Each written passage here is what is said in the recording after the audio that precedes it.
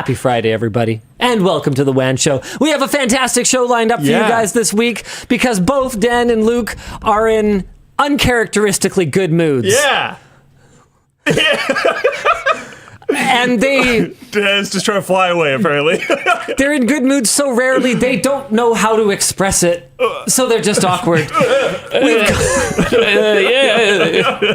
I don't know what this emotion is. I'm scared. On the show, we'll be talking about the video that we did on me taking the A+ exam and the fact that it is down. We will also be live verifying whether my certificate is still active or not. If it's not, we have to like burn it or something. I guess so. I think that's how it works. Yeah. We'll also be talking about my experience so far with the iPhone 16 Plus, which I have a lot of notes about. Oh. Like a lot. Oh. What else we got this week, Luke? The WordPress feud is kind of bad news for like a bunch of the internet. And also a bunch of M1 Macs are breaking. Really? I guess Apple wants you to finally upgrade. Oh. Huh. That's one way to do it.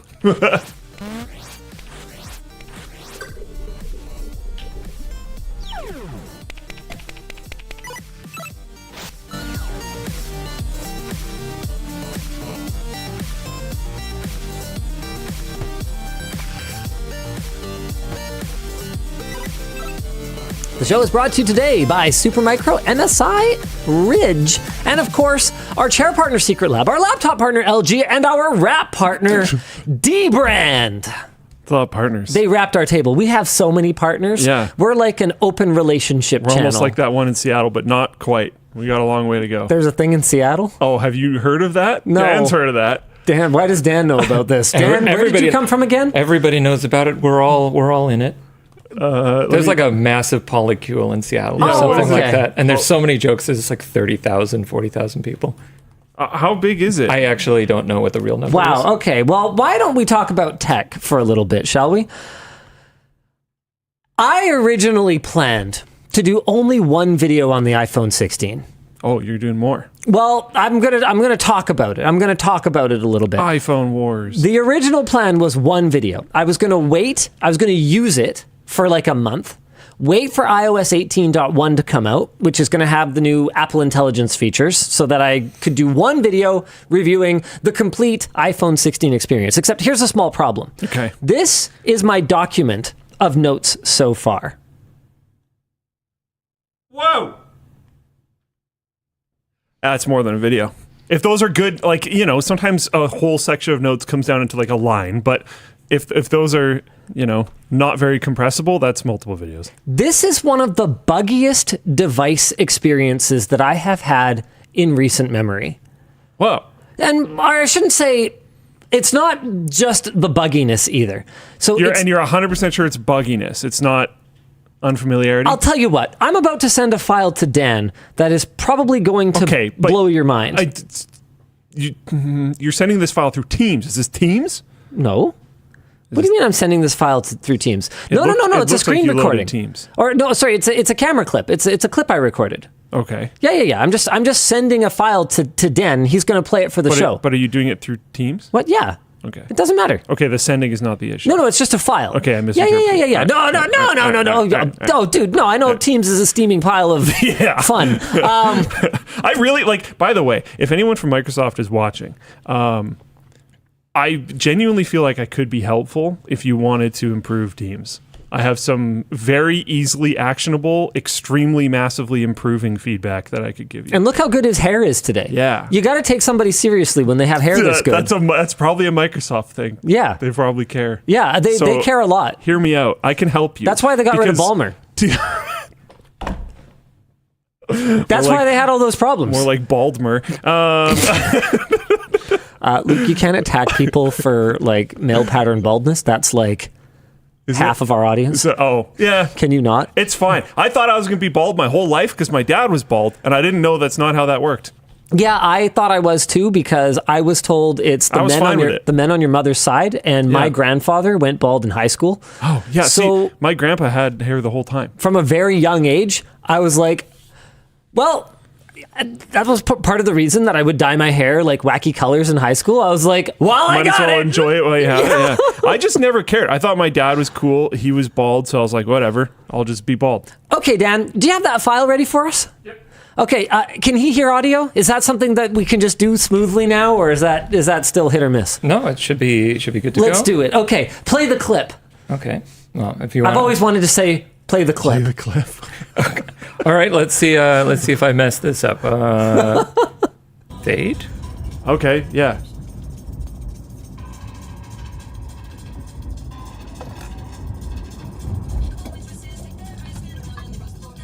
I take it this is not intentional. Wait, is it playing like 4 songs at once or something? 416 out of 334. Oh my! And that's not a problem with your car. That's not as far. I've never had a problem with Android Auto in my car like that. All right. So there's so many layers of problems here. That's not the song that was on the display. Okay. It was playing at what sounded like at least double the speed. Yeah. And the counter was obviously broken. Now, fixing it was as simple as turning it off and turning it back on. Okay. Right? But the issue is that I've had a number of those types of problems. Here's another fun one. I haven't daily driven an iOS device in a long time. And back when I used to game on my phone from time to time. And one of the games that I liked as just like a pass the time toilet game was Jetpack Joyride. Nice. And as I was going through and ticking all of the boxes that for all the apps that I used to have and just kind of, mass dumping apps onto the phone, because when I did the migration wizard, it prompted me for if I wanted to migrate my apps. And the migration wizard is specifically an Android app. So it asks me, do you want to migrate your apps? And I'm like, sure, that sounds convenient. So it'll just like grab Twitter and say, no, it didn't install any of them. Absolutely none, absolutely zero. So anyway, I was manually installing my apps and... like a caveman. I fired up Jetpack Joyride, and I was like, okay, let's play this game. And I was sitting on the floor next to the cats, and I was like, yeah, I am, firing bullets to fire my jetpack or whatever. And I put it down like this, and it auto-rotated to the other side, and then I went, oh, shoot, I should have gotten a video of that, because it wouldn't come back. Okay, well, that's apparently resolved now. The developers over at Apple are working fast. They're getting it done. But no, I don't think I've gotten any updates. So I'm just trolling. Oh, you know what I bet it was? No, I bet I know how to replicate it now. Hold on, give me a sec. I think I can probably replicate it. Here we go. Okay. So I'm resuming. I'm putting it down. It's going to flip the other way. Blah, blah, blah, blah, blah, blah. I bring it back. Yeah. It's upside down. Yeah. Why is it upside down, Luke? It's a really cool level in Jetpack Joyride where you have to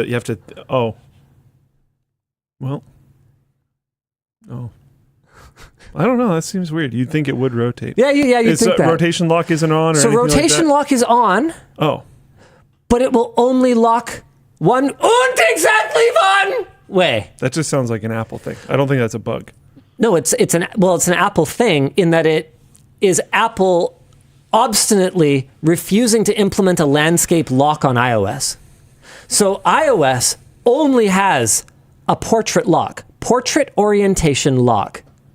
iPadOS and actually iOS on the iPad both support landscape orientation lock. But iOS does not. So if you have your display locked and an app forces landscape mode, you can only hold it one exactly one way. I was going to say, I'm going to steal this from someone in Full Play Chat named Unique Username, but you're just holding it wrong. Classic Apple problem. The thing is that I'm not, because the camera bump is here, and if I hold it like this, that blows. Whereas if I hold it like this, it's a lot better. Hold on. Can I hold it for a sec? Yeah, absolutely. I wonder... You know you don't have to ask permission, right? Sorry. Okay. And this whole orientation lock... I think I disagree. Really? Finger connects there. If I go like this, nothing touches the camera. This is more comfortable. You have much larger hands than me, which, to be clear, is fine. If some people prefer this way, no, I'm not saying, and some people prefer this way, that's totally cool. Unless your name is Apple, in which case that is not totally cool. Not allowed. And so we used iPhones as teleprompters. Volume buttons are up. We use iPhones as teleprompters, and so the inability to lock them in landscape and leave them has resulted in us needing to do this really obnoxious on-set maneuver that we call the dip. So every time one of the camera operators, lets go of the camera to, do something with their hands or whatever and picks it back up, it'll have gone back to portrait orientation or whatever, and I'll have to be like, do the dip. And they have to go like this with the whole camera rig and then lift it back up in order to reorient the teleprompter because you cannot lock it in landscape mode. And so even apps that do force the iPhone to go to landscape mode will leave it locked in the wrong orientation potentially because it doesn't properly have a landscape orientation lock. And dude, there have been so many things like that. There's a lot of stuff that's really good. In fact, I would say probably a solid 60 to 70% of this is really good stuff. Their background playback is so cool. So check this out. I'm gonna load something up on my Plex. Okay, so check this out. We're gonna go. Oh, and the speakers are great. The speakers are freaking amazing. Okay, that was another thing. Did you see how I swiped it up and it went up into the dynamic island? Sure. Okay, this time it goes to picture-in-picture. I can't find the pattern here. That's probably how much you're... Yeah, I thought that, and then I swiped it really fast, and it totally didn't go up into the island. Huh. So I don't know. I haven't looked it up. I will figure that out before I cannot get YouTube to go picture-in-picture no matter what I do. But Plex sometimes goes in the island, sometimes goes picture-in-picture. But when it is working, check this out. Background playback. Watch this. Boom. Tucked it over there. Background playback still going. There's a little arrow. Boom. Bring it back out like that. So cool. That's neat. That's nice. If you're into background playback, that's a really cool sort of extra background that you can push it back to. And you know what? I'm sure there's variants of Android that do support stuff like that. But this was my first experience with it, and I loved it. Oh, I have a whole paragraph on this. Do you see what's going on the phone right now? Yeah. Camera's open. Okay. This camera button is probably the greatest difference between how good an idea seems on paper and how bad it is in practice that I have ever seen. In theory, it's great. I want to use my camera. I'm like, boom, camera button. Let's go. I'm taking pictures. Boom, boom. I'm taking pictures with this button. Let's go. You can also click it a little bit and you can adjust stuff, and it's super cool. You can zoom. Let's go. Let's zoom. In practice, the ratio of times I hit it on purpose to times I hit it by accident is about 1 to 5. Because every time I hold the bloody phone, where else am I supposed to hold it? It's got the volume buttons over here, the action button over here, it's got the lock button over here, it's got the camera button. Where the hell am I supposed to hold this phone and not have it start changing my volume or locking itself or freaking opening the camera? It's driving me absolutely crazy. Yes, I know I'm holding it wrong, Ghost of Jobs. I don't care. If I'm going to complain about a Bixby button, I'm going to complain about a camera button. It's that simple. My phone has a camera button. I don't have issues with it. Well, how nice for you, Dan. How nice for you. Animations make iOS feel frickin' slow sometimes. Just every single time you unlock your phone, you need to wait around for that. Oh.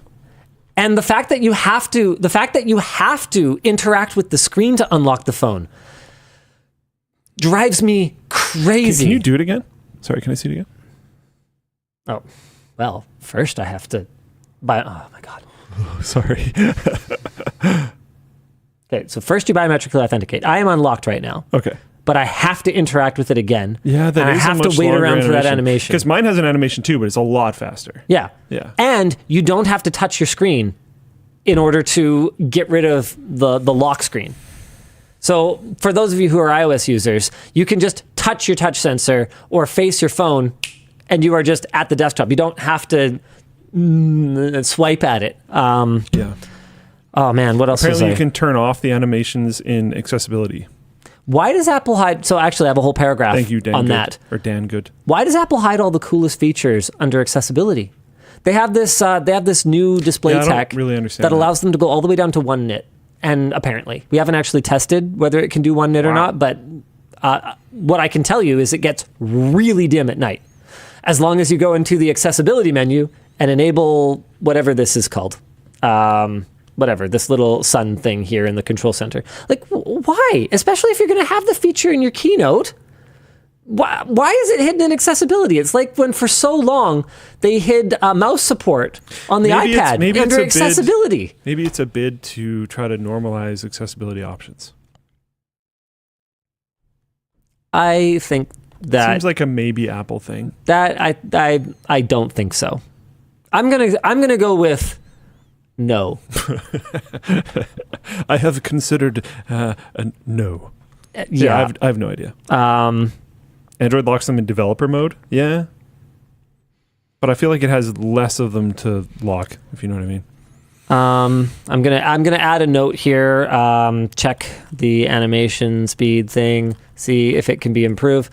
The thing that I'm pretty sure can't be is I'm pretty sure you have to physically interact with the device in order to unlock it, and that's the thing that slows me down the most, because I pretty much I pretty much need a second hand in order to here, hold on. I pretty much need a second hand in order to get all the way to the bottom, especially on the Plus. And if you can't get all the way to the bottom, you can't just swipe here, because that'll just pull up your notifications, and you can't just go again. It doesn't. You have to get all the way down to the bottom in order to unlock it. Another thing that drives me absolutely crazy is the scrolling speed is locked. It's gated. So when I'm just like scrolling through a news feed or something, like here, I bet. Have you tried to daily drive an iPhone like ever? Okay, so just no. scroll through a news feed and see how that feels for you. Just like you're skimming. I opened eBay. Oh, and I don't know how to go back on iPhone. Oh man, I got like 2 paragraphs on that. I got stuck in literally less than a second. Dude, that's a user error, to be clear. But dude, I've got 2 paragraphs on back. Because how do you go back? Well, I didn't see a back. There's button. a gesture. There's a back gesture where you swipe from the left. Oh, it's from the other. So when you're like in a browser window or whatever else, you just go for okay. Well, I'm not. Oh, right. I'm not using Chrome. I'm using Safari. I'm trying to have the Apple experience. Okay, so I'm on LTT Store. If I want to go back, I go like that. Yeah, okay. And if I want to go between tabs, I go like that. It's actually, that's kind of cool. Sure. And I have a whole 2 paragraphs on the convenience of the back gesture when it works. Because there's still so many apps that use the old iOS paradigm of back is up and in the top left, which is, for a right-handed user, super the annoying. Single worst possible place to have the back button. iOS, whether Apple users know it or not, iOS needs a proper universal back something. And so I've started documenting all the times I've encountered when back gesture doesn't go back. I wonder if do you think you could... I think you should try to pour through the accessibility options, because I wonder if you can switch which side it goes back on. I will, but it doesn't matter, because it just isn't. It just doesn't go back a lot. Because like needing to swipe from the left-hand side sounds less convenient to me. Oh yeah, it's possible that there's an accessibility option for that. I'm not done. This is raw notes, and this is what I would take into sort of sitting down to script a review, and then I would go and I would figure out if they're valid or not. Like I specifically have stuff in here that I'm like, check into this, follow this up. Anyway, so here is a news feed. So flip like you're like trying to get past ads and stuff. That's too slow. It's way too slow. It feels like you. Oh, interesting. If I like preload some things by scrolling a bunch and then scroll all the way back up, I can get it to go quick, but only for like a little bit.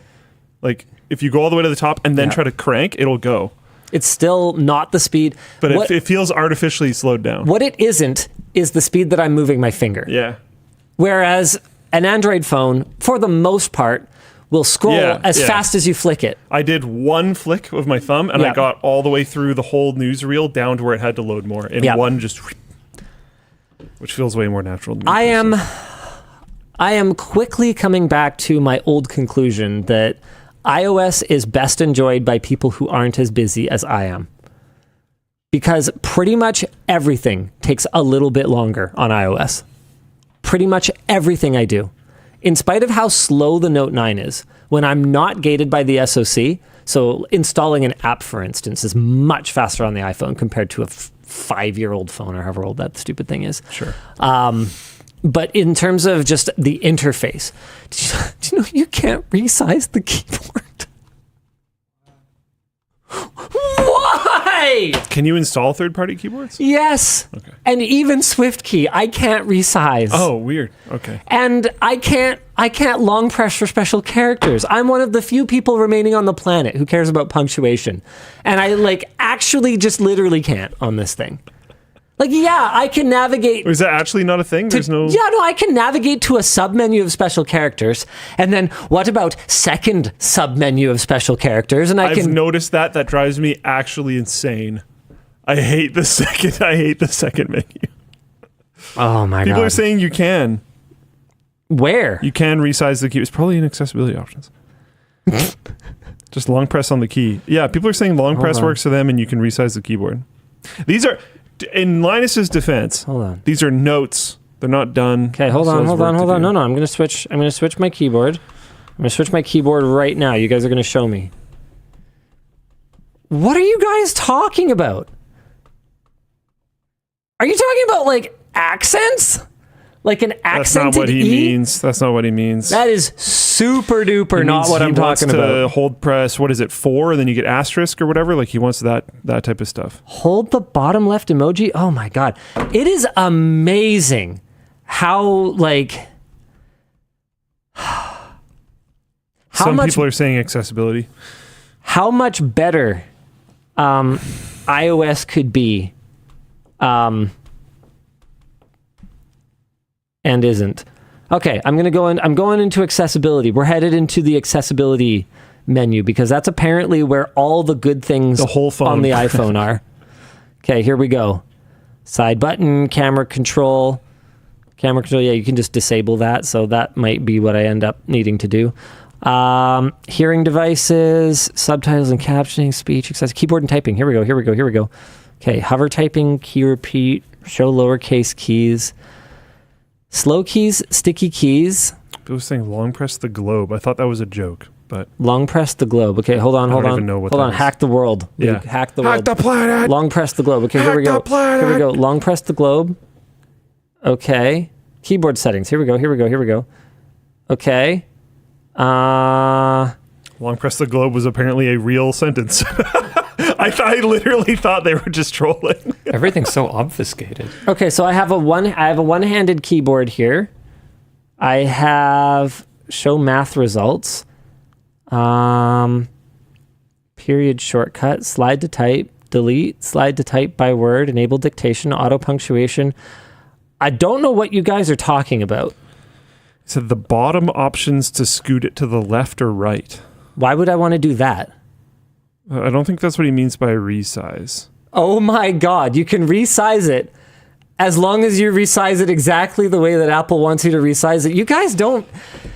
See, this is the funny thing, is it's just like the T9 dialing thing, where talking to iOS users is a little hard because I thought they meant. It almost feels like we're speaking a completely different language. When I say resize a keyboard, I mean move it wherever the fuck you want and make it any size you want. That is not resizing a keyboard. Well, I mean, it is. But not in the way that you meant.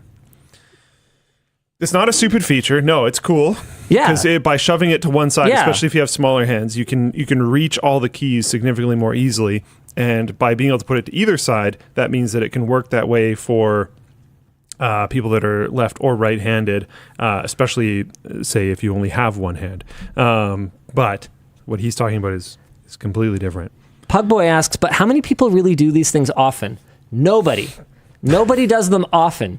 You do them one time so that your phone works really well for you. I'm pretty sure I set up my keyboard like close to a decade ago, and just every time I've migrated Android phones, it just comes with me. Yeah. Like, I don't know. I don't remember the last time I did anything with the keyboard, but I spent quite a while like grinding on keyboard settings like forever ago, found a thing that I like, and now I can like go fast and everything seems good.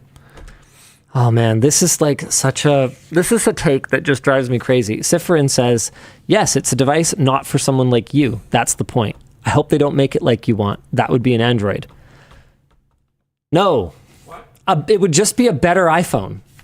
And then if you never wanted to turn any of that stuff on, you could just not. Just buried under settings. Additional settings are like basically never bad as long as they're dumped in menus. So when deeper in menus. So when I say long press, guys, you don't want them in front of the users. Here, let me explain what I mean.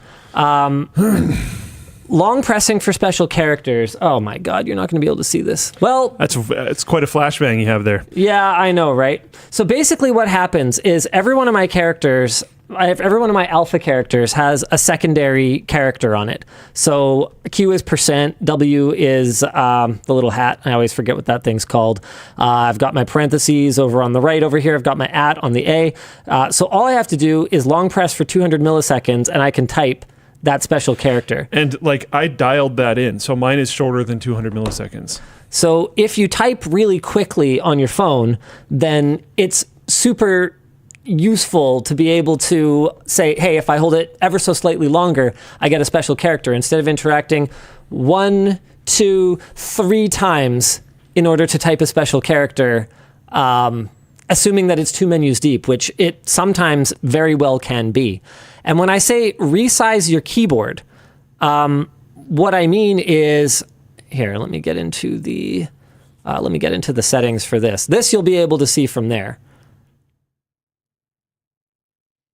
And I hate actually editing this because, like, once I get kind of dialed into it, I'm, pretty fast. When I say resize your keyboard, I mean like that, or like that, or like that, or like however you want, basically. I mean actually resize your keyboard. Oh, reset, there we go. I don't mean give me a couple options for if I like to type one-handed.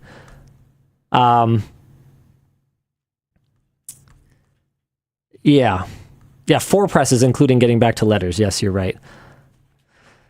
So, yeah, guys, how many times do you change its size? That's the whole point. You change it one time. And if you change phones, for example, if you were to go from a regular iPhone to an iPhone Plus, you might be really used to using a smaller keyboard. And it may be beneficial for you, A, to be able to type more accurately, to just set it to a smaller size, and B, to get back more of your screen space. That's one of the things that blows me away about the iPhone 2 is how undense the interface is. There is no way to change the home screen layout to be a by 5 tile grid. You can't do it. It's just by 4. It's like, okay, but I don't like that. I like to see more things on my screen. It's like, nope, you can't. At least you can have blank spaces now. At least you can have blank spaces now. We're moving forward. Apparently you can touch the 1, 2, 3 button and then slide into the normal keyboard area to get special characters. Okay, let's try that. The 1, 2, 3 button? And then slide. Yes, you can. So that gives you a relatively limited number of special characters because it uses up a whole row with numbers, but it does give you the main ones. It's slower, but it's less slower. Thank you. That's helpful. Yes, that's very helpful to know. Pretty neat.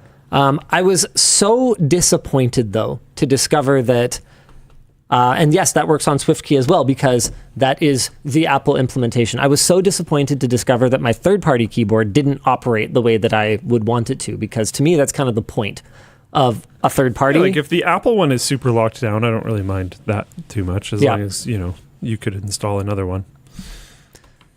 So anyway, there's been a lot of things that have just been a little slower and a little frustrating, but there's been a lot of things that are really good, and I realize I've been really focused on the frustrating things. The easy access to the dictation button is amazing. Regardless of what keyboard you're using, you don't have to like long press anything. It's completely separate from the keyboard. It's just down in the bottom and it just works like immediately. And part of my problem with Dictation on this thing is that it's like old and buggy and just kind of a piece of crap. But that doesn't change the fact that I have absolutely appreciated that. I also love the better integration with third-party calling apps. On Android, like Teams, when you're on Android Auto, for example, the interface is terrible. Yeah, it's I don't really actually think there's a way to hang up a WhatsApp call with my Android phone and my car when I'm using Android Auto. Like if I want to hang up the call, I either have to tell the other person to do it or I have to like do it on my phone, which you're not supposed to do. Whereas on iOS and with CarPlay, the interface, other than just saying this is a Teams call, this is a WhatsApp call, it looks exactly the same as a regular phone call, which is something that I really appreciate. It's a big deal. Kakarito says, oh yeah, does it call Yvonne? Yes, it does. Hey, that's a big improvement. So that's something. That's pretty big. It won't call almost anyone else. I haven't figured out a fast way to sync my Google contacts with it just yet. Oh, well, that's not it. So what's funny is my address book is like, it's like a time capsule from back when I dailied an iPhone. Oh yeah. So I was like, who are all these people? Because I've since purged my address book multiple times. So that's been kind of fun. It would be kind of neat, actually, if there would be a way to be like, I haven't contacted this person. Like, show me all the contacts that I haven't contacted in over a decade. So and then a purge all button. So I haven't figured out the contact sync thing because it hasn't been a priority. I'm not saying you can't do it. But what happened is they appear to have moved it. So your accounts menu used to be in the settings menu as one of the like top level things. So you could stop it. So accounts, if I recall correctly, and I might be gaslighting myself, but I feel like accounts used to be here. And so you had all of your like third-party accounts and stuff. Now it's not there. And I think the way to sync it is to use like the... apparently go under the mail section to find accounts? Yeah, that's what I was about to say. I think the way to sync it is to use the Apple Mail app, which I don't use. I use the Gmail app. So I have a whole paragraph on this as well, where I was like, if I use Gmail and I had no intention of using the Apple Mail account because of the way they've changed that interface, let me know on this, by the way, guys. Did it used to be there like I imagine it used to? Because I could have sworn I have no idea. It was just in the top level of the settings menu. There was just an accounts thing. Sam Phoenix is saying Linus has gaslighted himself. It has always been that way. It's always been that? No. Frey says, yes, it used to be in the main settings. Yes. Fight! Yes, there used to be in accounts. So as someone who hasn't touched iOS in a while, I was able to kind of figure out, okay, maybe that's it. But there is no other obvious place to sign into your Gmail account unless you use the Apple Mail app, which was not particularly intuitive to me. Sorry, 1 second. Yeah.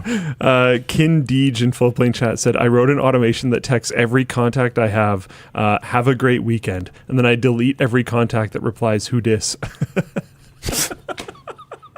That's actually pretty funny. Sorry. How often do you do that?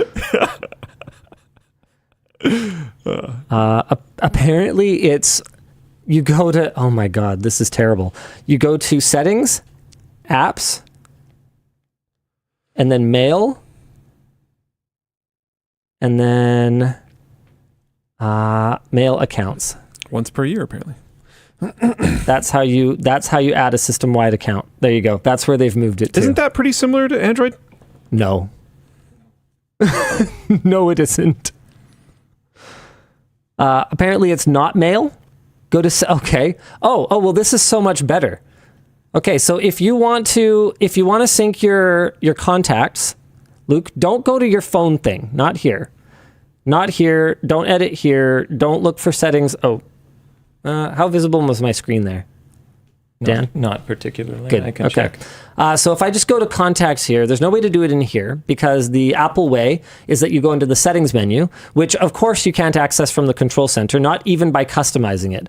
The fact that they still don't offer you the option to have one of the controls be the settings menu is mind-boggling to me. Settings, contacts, accounts, people are saying. Yes. No, I know. Okay. So you still can't go to settings here from the control center. You can't make you can make these things pretty much anything you can imagine under the sun. Whoops, I keep out of control. Except settings. Look at all the options I have here.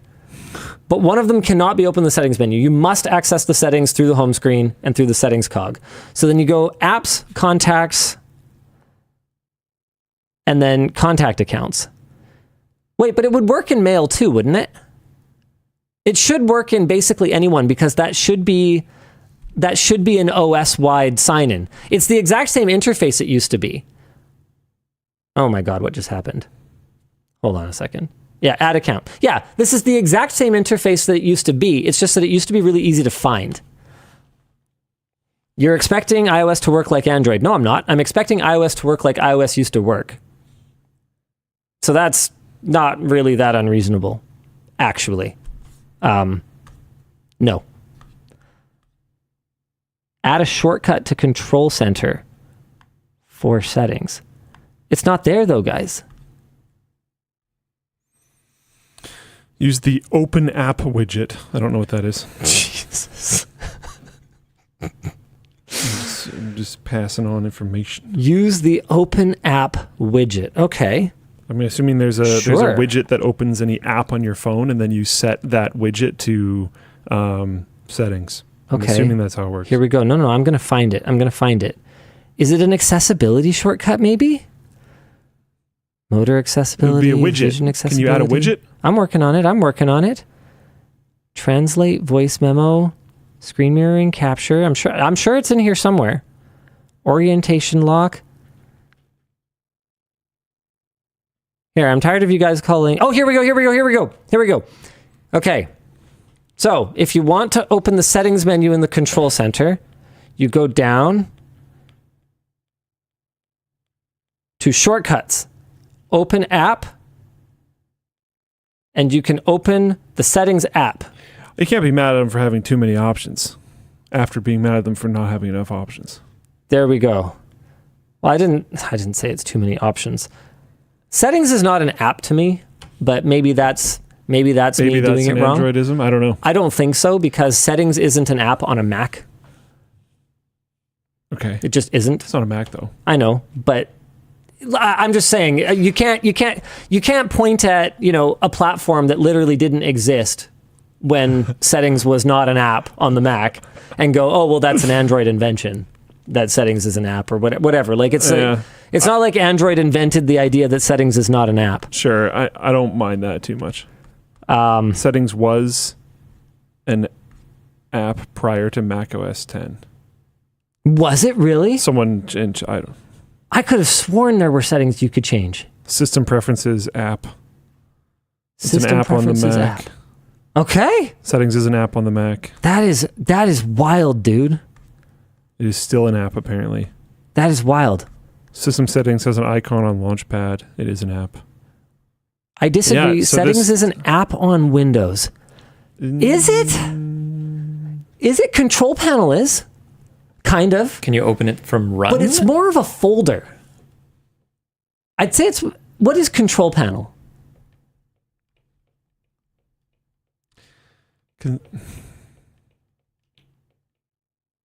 Help me out. I don't know. The Windows... Okay, so Windows... Okay, so hold on. Oh, man. See, settings in an app is tough, because, Here, let's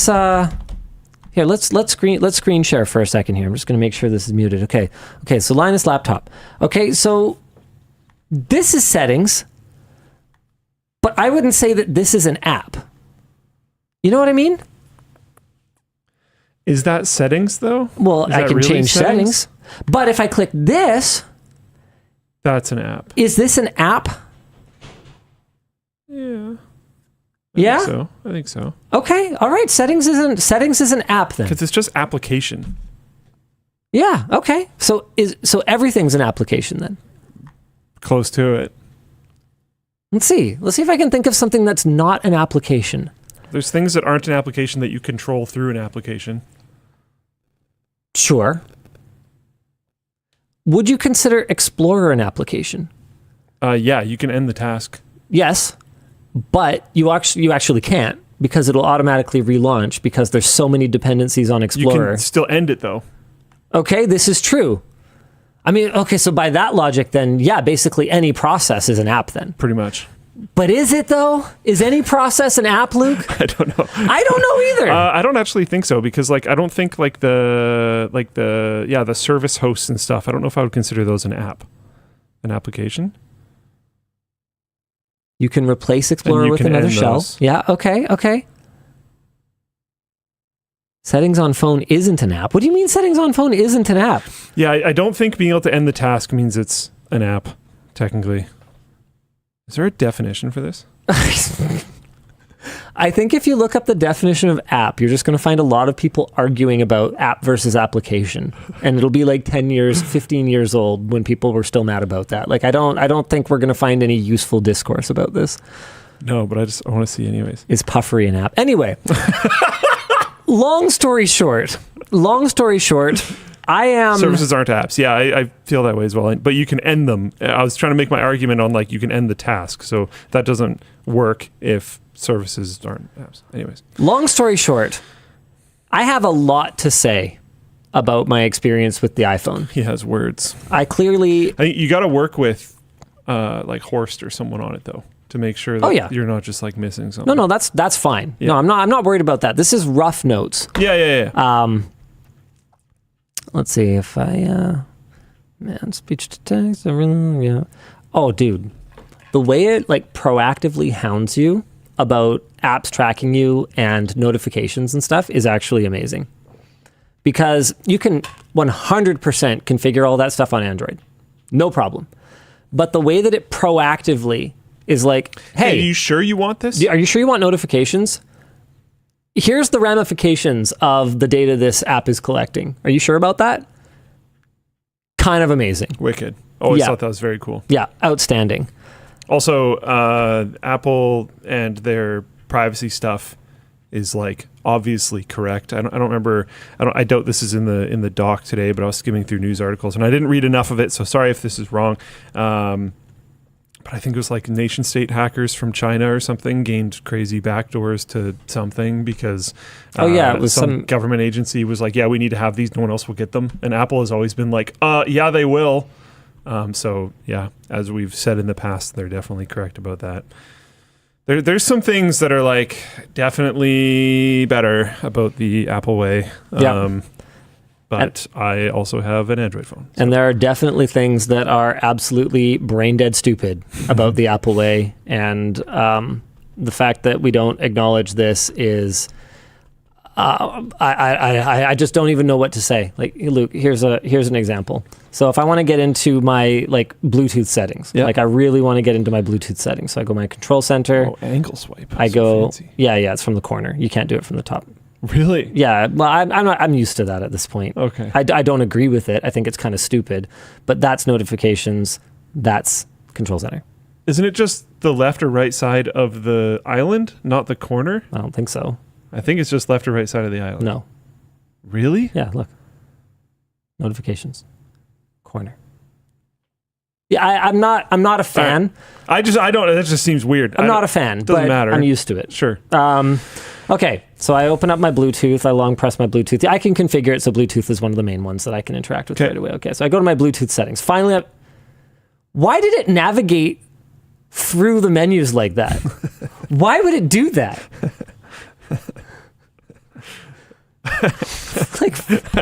Why? It seems a little weird. I don't know. Oh, man. Yeah. Apparently, they're saying Luke is right, except I just showed you guys. I watched him. Oh, that time it did it. Oh. You watched me do it last time. I watched you. Do you just have to be more over? I thought it was on this side of the island at all. Well, I'm on that side of the island, and I just did it. It brought down the notification shade. So you just have to be... Yeah, you just have to be corner. more over. I think it makes more sense to be left or right side of the island, not... It's 75% of this side of the screen and 25% of the other side of the screen. Anyways, whatever. I'm assuming that's because they still want one hand pull down to be able to be done for either one of them. I guess, but I there's no way I could reach. I'm trying to think of the reasoning, and I think that makes sense. There's no way I could reach notifications from there. Yeah. Yeah. I mean, I also don't think I would bother, because if I wanted to see notifications, I wouldn't even like unlock it. I would just do that. Yeah, but what if your phone's already open? Yeah. Would you like quick lock and then check that way? Yeah. Getting all the way over there for me though with one hand, I'd have to have like a pop thing or something, which I would not install on my phone. I don't really like the. I'm not a fan of them. I like being able to slide it in and out of my pocket. Yeah, easily. I find it catches on too many things. The swipe was designed like this before iPhones had islands or notches. Yeah, but Apple has like a monstrously big and good development team, and I'm sure they could go, I'm sure it wouldn't take that much effort. Based on how long T9 dialing took, I'm not actually convinced. By the way, this thing is causing way more mic interference than just about any other phone we've ever had on set. Other than my like clearly broken one. Yeah. That could be a bit of a problem. I don't think you guys are hearing it, but it's very annoying for us. Do they not hear that? I don't think so. The buzzing? Oh, interesting. They don't, right, Dan? It might be processed out. They can hear it. Oh, then that's very loud then. Yeah, that one was particularly bad. I don't think they could hear mine. It was very quiet, and sometimes if no one's talking while it happens, then that'll get kind of gated out. We hear it, but it's not very loud. Okay. Yeah, it's loud for us. We're direct monitoring. Yeah, it's like quite loud for me. Crazy. Anyways, time to move on. Yeah. iPhone done? Yeah. Now we talk about how the second video... I'll be using it for a while. Oh, yeah. No, I meant for this part of the show. What are those? Are you cheating on your normal ones? What? What? How could you? We're not allowed to talk... What? Why is everyone so like interested in talking about whatever snack I'm having? Before you got here, they were like talking a bunch about the new like gummies. Well, like, you're cheating on your regular. They're still Welch's. They're just JuiceFuls. They're like fruit gushers. Still they have a lady.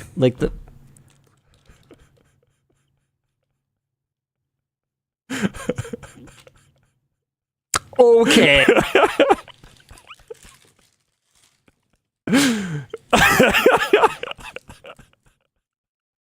And still delicious. All right. Anyways, my man. You had another video get taken down. Yes. How has it? Was it a month ago since the last one? I think so. So like none in basically forever, and then 2 in a month. So, sharp-eyed viewers have noticed that our video about CompTIA's A+ certification exam is no longer available on YouTube or Floatplane. Without getting into the exact details of why it's been removed, let's talk about some of the reasons that it could be more important than ever to watch our videos immediately when you see them.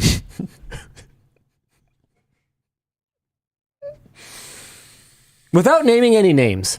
Ugh. What a spin, dude. There are a lot of ways that a video's ability to be on the internet could be threatened. I think that our perceived permanence, or the perceived permanence of videos on YouTube or of websites on the internet or pages on said websites is a lot higher than it actually is. So some examples of ways that videos can be taken down could be copyright overreach. So, whether something is or isn't fair use, that's something that would have to be challenged in court. That's not the kind of thing that is just, well, it's fair use, and then, I guess everything's chill. Until a judge decides that something is or isn't fair use, it's just a defense. It's an argument. And I think that a lot of what we do could fall pretty easily under fair use. For example, we will... and maybe recklessly, maybe, making an informed, risk choice. We will frequently show like copyrighted films on displays that we're reviewing. From our point of view, we are not negatively impacting the potential market for that film by you seeing a small snippet of it on a display in the background. We are not using a substantial portion of the work. Have you ever had a problem with that? No. I didn't think so. No. Yeah. what we have had problems with is watching trailers and ads on WAN Show constantly. Which again, so stupid. I would make the argument is absolutely fair use. As media, we are covering it. It's, if anything, going to have a positive impact on the market for the work. It's highly transformative in nature, given that we're not just repurposing it, we are discussing it. This is not React content where we're just like, or chair streaming. Like it's not that. And I would say that, if we were, say, for example, providing commentary on, a class, let's use the word class. If we were providing commentary on a class, and in order to do so, needed to get into some of the specifics, I would say that we would probably have a fairly strong fair use defense, but that would have to play out in court, and we would have to have both the means and the will to take it to that bitter, bloody end. Some of the other reasons that a video could be taken down could be, just like corporate butt covering, and that can often take the form of like a legal threat or a letter or a polite request or whatever it is. It can come in various forms, and in those cases there may not be any solid legal foundation for why a request is being made, but it might just be that there's things that you don't want to go to court. Yeah, that they don't want people talking about and they don't want people seeing, and they feel strongly that given enough time and given enough resources, they could find a way to make life unpleasant enough that it's just not worth the fight. And if you have enough time and enough resources in regards to lawyers, you can pretty much always find a way. Yep. And I don't know if I want to get into the example that I would have of something like that actually happened in the past before a video was ever posted. I just don't feel like opening that can of worms, because the rule that I made for myself about that particular company is that we just never speak their name again. So not going to get into that. But another potential way that a video could go down is not bribery, but just companies paying for problems to go away. I want to make it very clear about this one that is absolutely not the case here. For no amount of money would we take down a video. But something like this did happen recently with the emulator Ryujin X, where, as far as we can tell, because it didn't violate Nintendo's intellectual property in any way, it was fully reverse engineered, Ryujin X appeared to be immune to the same takedowns that took down Yuzu. But what seems to have happened was the project owner was just offered a bag of money to quietly delete everything and go away. Our discussion question: is it a problem for consumer journalism when companies use copyright protections or other legal tactics to avoid people criticizing their methods and the material they are presenting? We'll let you guys be the judge. We'll let you guys have a little discussion in the comments. In the meantime, what I would like to find out is if I am still A+ certified. Because this is from last time. What's on the screen right now is from last time. Yeah, so we need to recheck. This is from last week. So here's my certification, and we're going to find out very shortly if I need to burn that or not. Yeah.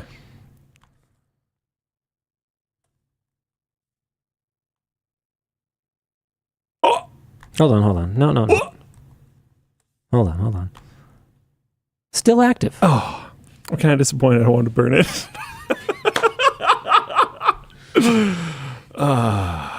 I don't think it's going to be active for long. I can tell you that with a fair degree of confidence. Well, maybe the flames will still burn bright. I believe it is extremely important for people to be able to have transparency into how the certifications that in some cases could even impact the hiring practices of national security agencies operate. I think that is an incredibly important thing, and I think it is a public good that outweighs any other concerns. I have absolutely no regrets about making the video that we did. And for anyone who watched it, I hope you enjoyed it, but it is down and it is not coming back, is all I have to say about that. From us. Yes. There's been precedent set in the past that when this happens, people tend to re-upload the things. Well, there's nothing we can really do about that. They would have already archived it because we did not keep any copies. No. So even the source video files, we do not have them anymore. Okay. Yeah. I purged them myself. Oh, did you really? Yeah. Good for you, Dan. Mm-hmm. People auto-archive all our stuff, though. So. No, I command line gone. I don't mean internally. Oh. Well, people have like Plex scripts for floatplane and stuff. Yeah. Yeah. Yeah, it's pretty wild. Like a bunch of people have it. It's actually kind of inconvenient for our server infrastructure. Oh, yeah, we've fixed that problem. Oh, we throttled it? Yeah. Nice. Yeah, we did that like a long time ago. Nice. And people didn't notice for a super long time because they're all just running scripts. So it was still downloaded by the time they wanted it. Right. Because like it's not throttled that much. I had to ask AJ to unthrottle the Office. Yeah, what were you doing when you did that though? You downloaded like a ton of stuff. I downloaded every single exclusive. Yeah. So like, okay. at once, multiple times. Yeah. But that was for work. So I guess you can hit the data. Yeah. Yeah. Anyway, if you were looking for a way to help us make up for any losses that we might have incurred for not being able to keep our video up, is it time? You could send a merch message, and we've got something pretty exciting that you can check out this week. We did it! Oh my goodness, man! Oh, they're here. They're here. Look how happy Dan is. This is the second time I've smiled. Look at that. That's crazy. You've never seen Dan that happy. You never have. Yeah, this has been a long time coming. I'm sorry it took so long, but this is such a great picture. He's like, look at this. You can't see my belt. It makes the pocket go away. It's amazing. It's so nice. Look, the arms fit. This is a medium. It's a medium. I'm wearing a medium. You want to see another happy Dan? Go down to the last photo. Oh, yeah? Oh, no, there's too many photos. Too far. Wait, we have long sleeves as well? I'm wearing one right now. And it goes to his wrist. It's Look a how medium. happy he is about this. It's a medium. Amazing. This has never happened. I've done the laundry like almost every day this week because I took home one of these, and every day I'd wake up and be like, oh, okay, well, I want to wear it again, so yeah, I have to buy like a ton of them, I guess. Pretty exciting. So yeah, we have tall blank t-shirts and long sleeves. It's our signature blank tee, improved to fit taller, lankier builds, custom made to provide the comfort and durability that we want in a tee. Available with short or long sleeve. Oh wait, that's in there twice. Well, whatever. The point is, it uses our tried and true 60/40 cotton poly blend that you can find on most of our printed LTT shirts. We are slowly rolling these out, so the initial inventory is a little limited. So if you want them, get them. It's to gauge interest. It's only black for now, but our hope is to expand our tall lineup in the months and years to come. Also for the store this week, the Tech Sack is finally back in stock. Dun, dun, dun, dun, dun, dun, the 5-star reviewed Tech Sack. Let's go. Go check out people's reviews. Great as a diabetic sack, apparently. Oh, that makes sense. So that's I never thought about that. Good to know. The greatest sack, so many pockets. I use it as a toiletries bag. Me too. I use it when I no, travel. not I. Hold on. I was reading a review. Oh. Where'd it go? I use it as a toiletries bag for travel. Yeah, me too. Thank you, Luke. Thank you for that. Anyway, the point is, check it out. Tech Sack, finally back in stock. What else is that? I think that's pretty much it for the store. So merch messages. If you want to leave a merch message, all you got to do is go to LTT Store, add something to your cart, and in the cart, whenever we're live and accepting merch messages, there will be a box for merch messages. You fill out your merch message, you place your order, and it'll go to producer Dan, who will pop it up down there so you can shout out your mom or your girlfriend. Just kidding, they're not watching. So you can shout out your dad or your boyfriend. okay, we actually do have women who watch the show. It's remarkable to me, yes. but they not very many, and send merch messages. Exist. They're real, and I see them. I see you. Thank you. Yeah. Anyway, it will go to Dan, who will pop it down here, or who will forward it to someone who can answer your question, or who will answer it himself, or who will send it to me and Luke as a curated merch message, and we're going to show you how that works. Sure, I've got a couple here. How do you guys handle healthy workplace environments in a heavily male-dominated industry? I'm in school for CS and work in construction as my day job, and it can be hard as a woman being disregarded. Oh, you mean like socially healthy work? How topical. Exactly. I mean, ask questions. Yeah. It's not always, that's not always a guarantee. You can ask someone, does this work for you? Are you comfortable with this? And they might say, yes. They might feel pressured into saying yes in the scenario if you are like their boss or something like that. That's a you got to be careful with that line. I mean, one of the things that I like to do is I will explicitly say, if not, that's fine. We'll do this instead, so that there's a clear out. Give the other option. I have to confess, sometimes I'm in a hurry, and I forget to like do every step. Yeah, I don't know. I mean, I would say that it's never for any lack of intent, or sorry, it's never for a lack of intent to make the environment like good. But I mean, this is a great point. Poison says, seems weird to ask men how they manage like making things better for women in a male-dominated industry. I don't know. All I can really do is ask questions, because a lot of the time I just don't fully understand the challenges, and I can't unless you tell me.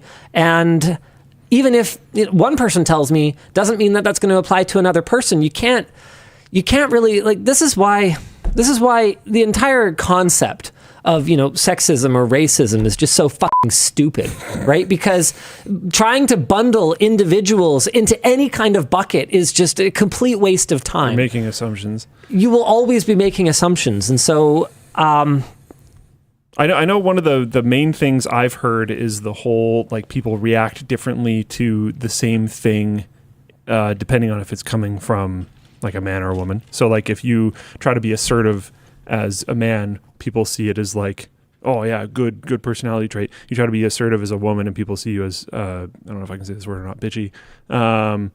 Probably, I don't know. So I think just try to be careful to not treat people differently. Am I the one who's always canceled? No, I'm saying that's, oh my goodness. I'm not saying that's a thing. I'm saying that's a line of complaint that I have heard people in that sphere discuss being a problem at their workplaces. So try to, just treat people the same. So if someone's being assertive, treat that person the same that you would treat anyone else being assertive. So we have someone, to make this harder to identify, I'm going to say we, at some point, had someone, a woman, in like a supervisory / managerial, basically who had subordinates who reported to her. And I remember having to explicitly multiple times make it clear that my expectation was forthrightness and pushback, like, to me. And that like that was good, and anything else was not good. Well, because it's possible. That's another thing. Everyone comes into every single conversation ever with their own custom baggage. Yes. So that person may have gotten a lot of pushback for that type of thing in the past. So you have to try to make sure that they understand that that's like something that you exactly. can and I'm not should saying do. It's a bad thing that I had to say it. Well, it is. It's a bad thing that this individual had experiences in the past that led to that not being something that they could assume is their right in the workplace to give their opinion in a I wouldn't say like not forceful, but in like a, I don't know, in a confident manner, in a assertive. Yeah, assertive manner, because that's totally fine, and that should be totally fine. And you can say something assertively, but still be open to feedback on it, if that makes sense. Yeah, of course. You can confidently hold a position and say it assertively. Yeah.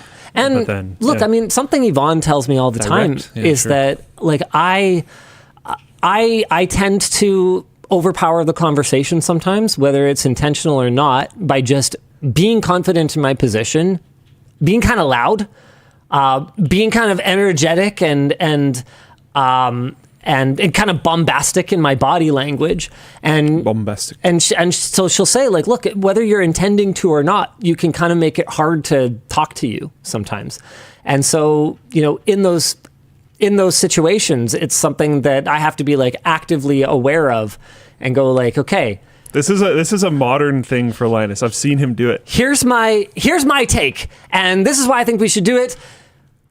But you guys go. I'm not married to it. Yeah. And he'll do that. He'll sit back. Because he's like physically removing himself from the conversation because if he doesn't, he can't help himself. Am I wrong?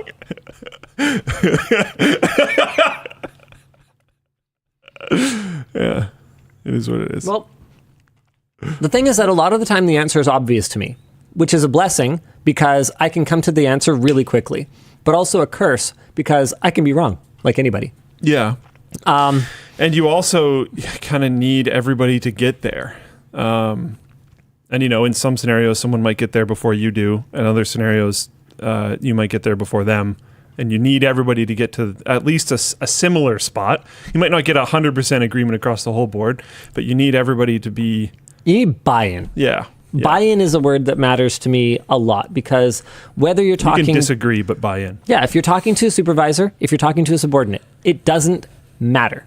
You need to get buy-in or you're never going to get anything done because they will either undermine you or override you.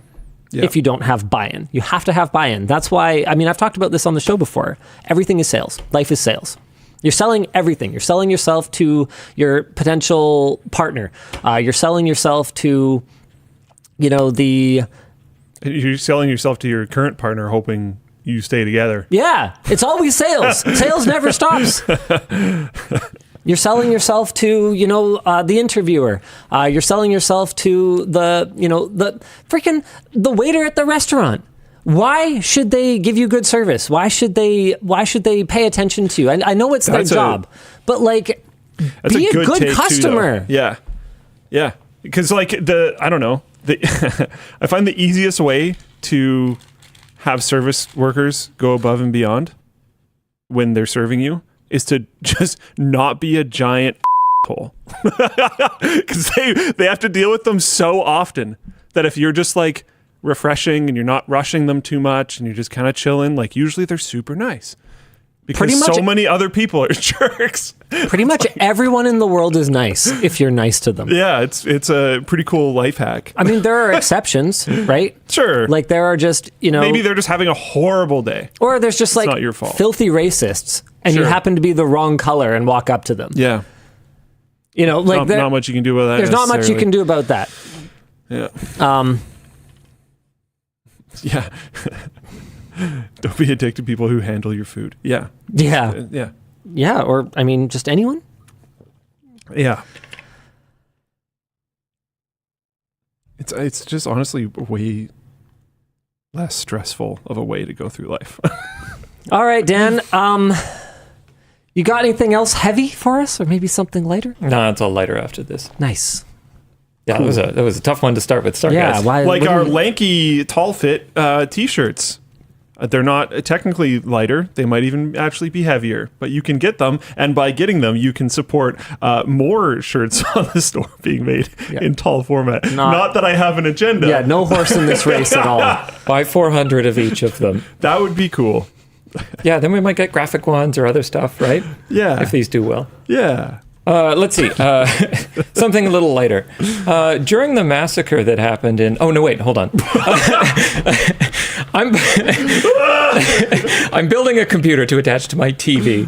Is there a good way to have it automatically wake or turn on when turning on the TV? That's a good question. Does C... what's it called? C whatever C. What's the stupid HDMI control thing called? I can think of a way you can do it. HDMI CE, is it CEC? I think so. Yeah, CEC. Does CEC work on consumer graphics cards? Not that I'm aware of. Hook up that power switch to that computer. Oh, I mean, yeah, you could split the line to an RF signal. You could go one buy power like button, do both. You could buy like a universal remote or something like that. Like I've still got an old Harmony that is like my one button power everything on, but I think they're asking for CEC, and apparently some Intel NUCs supported it. You need adapters, but that won't wake it. Interesting. I don't know, man. I mean, CEC is such a flaming pile of garbage as it is. Like, even on devices that support it properly, I wouldn't imagine that adding some like weird accessory that like has HDMI pass through and can also like plug in an Ethernet cable with a magic packet or something. Like, I wouldn't imagine that's gonna work. I have a Switch bot that presses the button connected to Home Assistant. Yeah, the fact that is the solution tells me everything I need to know. I remember with the Fallout bomb, I just split it so that it played the like toy bomb sound and turned the computer on. So you just make it do both. So you open up your TV. No, you find the power switch circuit. You splice your computer power switch into it. You're pressing the power switch on your TV. They're using a controller, right? You can open that controller up. That is a terrible solution. Oh, it's awesome. I like the way Luke works. Man after my own heart. It's totally doable. Got a string attached to the breaker for the living room. Hot glue the power button down on the PC. D'Anthony says it works on Linux. Sure, but I don't have 3 days to learn how to do it, so that's tough. That's pretty tough.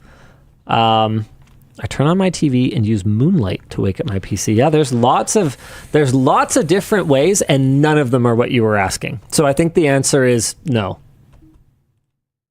It's kind of looking that way. I'm sorry. Unless a wire running from the remote to the computer. Okay, that would be hilarious. That would definitely work, though. So you actually just like when you press that button, you like put two leads on it that are they just short and turn on the computer. How about a foot switch underneath the couch? The problem is with anything like that, because it's a momentary like short, right? Yeah. I turn my computers on with the screwdriver all the time. That's actually not bad. You could just get another remote for your computer. Silverstone has that little remote You kit. could do a clapper, to turn the lights on and off, and it closes the switch for the PC. You do like a really sick goal in Rocket League and cheer for yourself and your computer turns off. Just turns off, just hibernates. Well, you could disable the power button to like close down in Windows. I vote for this. I use, that looks like great. Yeah. For my lighthouses, I have but now you've got two. Those like remote things. Yeah. So you got to pull this apart, hot glue it to the back of the other board remote from inside the controller and put it in your TV remote, sick. which is somehow big enough to house this. Don't worry about it. So you 3D print a new TV remote housing. Yeah, that sounds like even more work than a lot of the other stuff. Now I want to do this. It sounds awesome. Oh my god. Weekend project I'll have done it's a weekend. Half finished, and then I won't be able to use any of my living room stuff.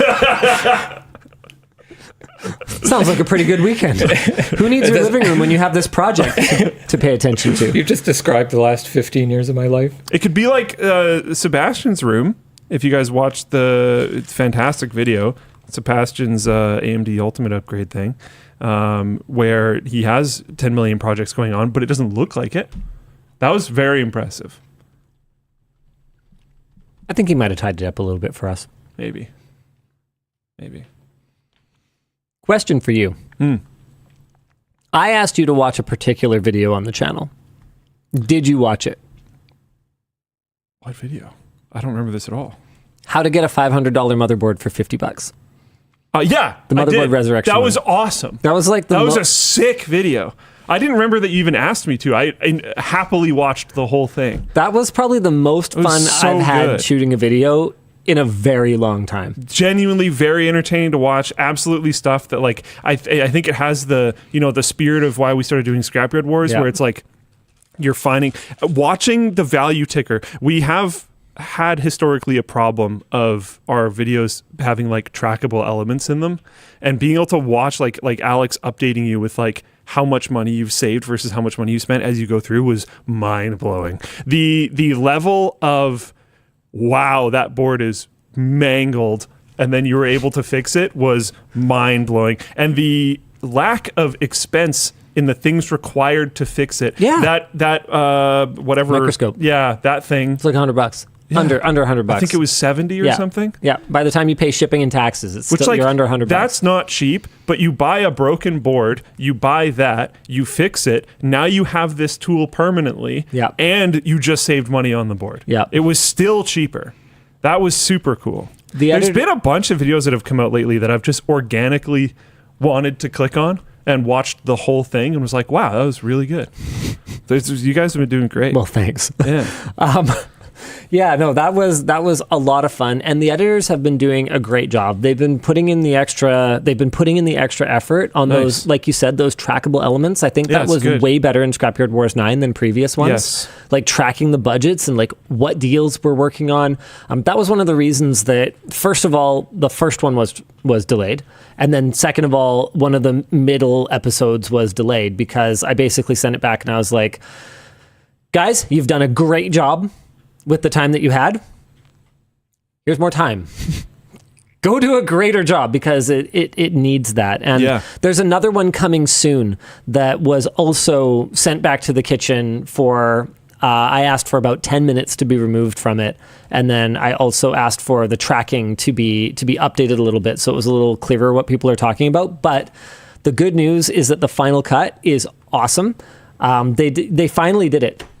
You know how we've talked 1,000 times and I've rejected the idea 1,000 times about doing like a PC build challenge, just instead of going out and buying stuff, just using our warehouse, see who can build the best PC out of like the parts we have here. So credit to David. He came up with a way to make it not stupid. Okay. Because you know how my response was always like, well, okay, it's just like, go get the best thing. Like that's not a challenge. There's no way to win. There's no way to lose. You just get stuff and build a computer. It's not relatable. Is it all broken things? They had no internet. Okay. So they weren't allowed to look up pricing or information or specs or anything. They had a $1,000 budget with penalties for going over. And the goal was to build... for going over. Do they have to guess the price? Yeah. Oh, wow. So it was an Are We Out of Touch video. So they had to... That's a pretty good angle. They had to know the price with no internet access. Wow. And then they had to... sorry, what was the third thing? No internet. They had to... Oh, yeah. And they had to have the best performance possible. So the best performance, don't go over budget. You can't research online. So it was like, oh, and to get parts, because there's a lot of things we only have one of. It was a draft system. So they were given 45 seconds, team 1 to go grab a part, team 2 to go grab a part, team 3 to go grab a part, then team 3 goes again, then That's team 2, cool. then team 1. And so there were cases where someone got the board I wanted. It should be really good. I think David and I talked about it, and we agree that the original like 32 or 35 minute cut is good. But my issue when I talked to him about it was like, look, there's two great videos here. There's one that is super driven by personality, and there's one that is super nuts and bolts on the hardware. There's only room for one video in the YouTube cut. It's got to be one or the other. And so that's why we ended up, and I kind of went, which one is it? Yeah, it's the personality one. It's the engaging, fun version. So what I think is going to happen is I think we're going to get the YouTube cut on YouTube, and I think we're going to get like the David Snyder cut. Nice. On Floatplane. Nice. Sick. So I think that's the right way to kind of not have that footage just lost to the ether. Have people be able to enjoy it, because there is a little bit more analysis and thought process behind some of the parts.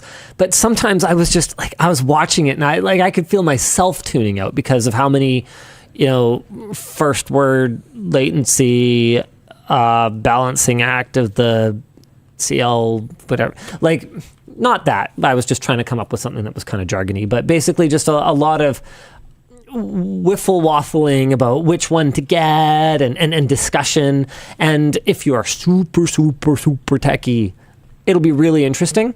But for the other 2 million people that are going to watch the video, I think it's not that engaging. So we had to give her the old.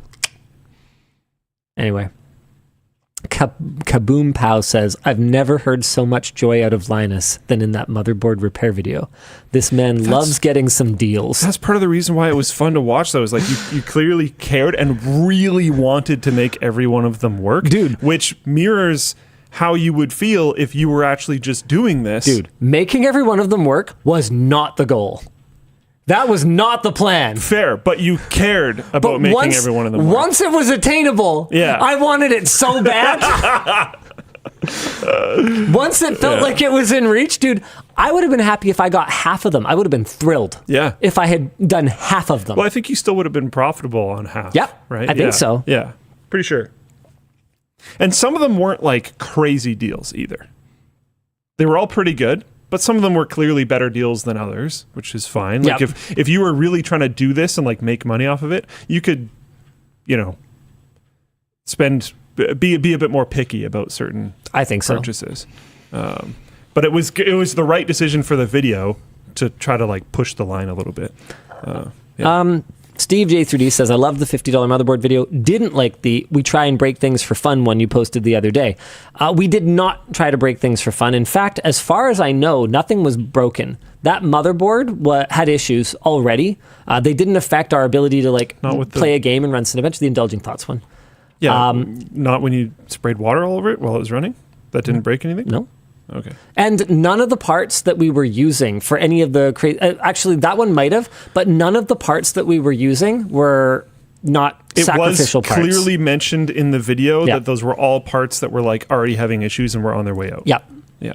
So don't overthink it. We are not about destroying perfectly working stuff here. And so there's been a lot of pitches over the years that would result in hardware dying. That would have been videos that would have gotten millions of views that Linus has said no to. Just throwing that out there. Shraff2K says, thanks for jacking up eBay mobile prices for the foreseeable future. This is a criticism that we get a lot. Every time we kind of... He might be kidding, but... Sorry? He might just be ribbing you, but... Yeah, maybe. Yeah. But it's a criticism we legitimately get a fair bit whenever we do a video about something that's kind of like an open secret, but a niche community or a niche community. I think probably the best example of it was Windows 9. Oh yeah. When we talked about that modified Windows 8 ISO that was super cool and all the bloat was stripped out at a time when Windows 10 was still kind of a steaming pile of garbage and people didn't want to migrate to it. That project probably directly because of us highlighting it came under pretty intense scrutiny from Microsoft. Now, I believe since then they've kind of risen from the shadows with a different method they did something where else. you download the ISO from Microsoft and then you download a modifier script from them instead of downloading the modified ISO, because that was Microsoft's problem. You were downloading Windows from them, which is bad. Kind of fair. But here's my counterpoint. I didn't post that on the internet. I didn't make Microsoft's terms of service and copyright and, intellectual property protection. And what is my job if not to talk about what's going on in tech? And sometimes it's going to make, the prices go up on used hardware, or sometimes it's going to draw unwanted attention to a project. But isn't it my job to talk about what's going on in tech? Sometimes it's going to cause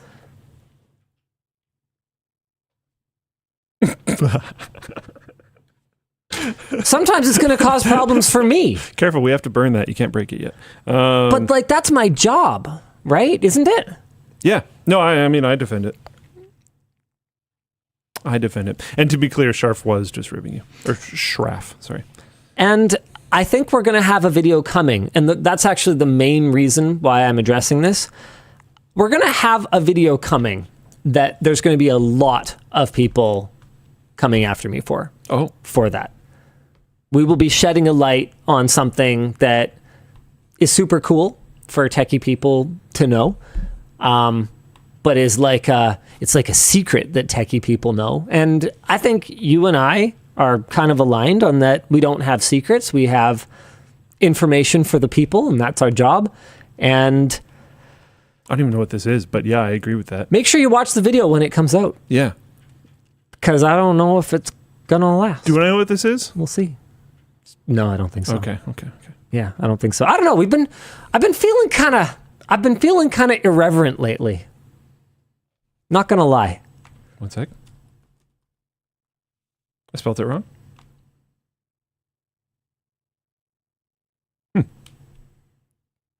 I've been feeling a little, fuck it lately.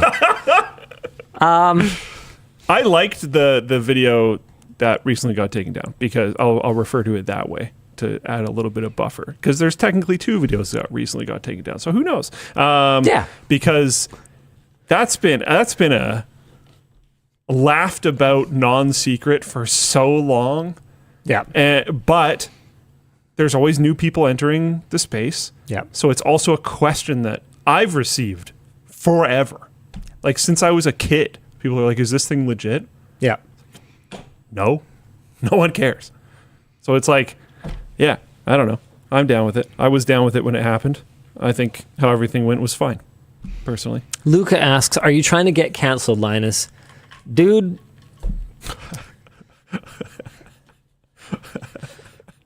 If I was trying to get canceled, you'd know. I don't know, man. We talked about this a few weeks ago, so I'm not gonna get into it again or anything. But I think I'd be a little more difficult to. You can't kill the undead. Yeah, I was gonna say we already came back from the sticks. Oh man. It is no secret that we have. You're kind of a bard. You're close to a bard. I thought they died when you gave them healing damage. Works backwards for undead. It is no secret that after July of last year, we experienced a precipitous drop in viewership and therefore our bidness. That we have. These graphs are super informative of how channels work, what things impact their success and their non-success, and yeah, they're. I think people would have a surprisingly fun time actually just poking around Social Blade and seeing how different channels do things. Yeah, it's genuinely surprisingly enlightening. So this is 28. Oh, this is 30 days. So we are not there.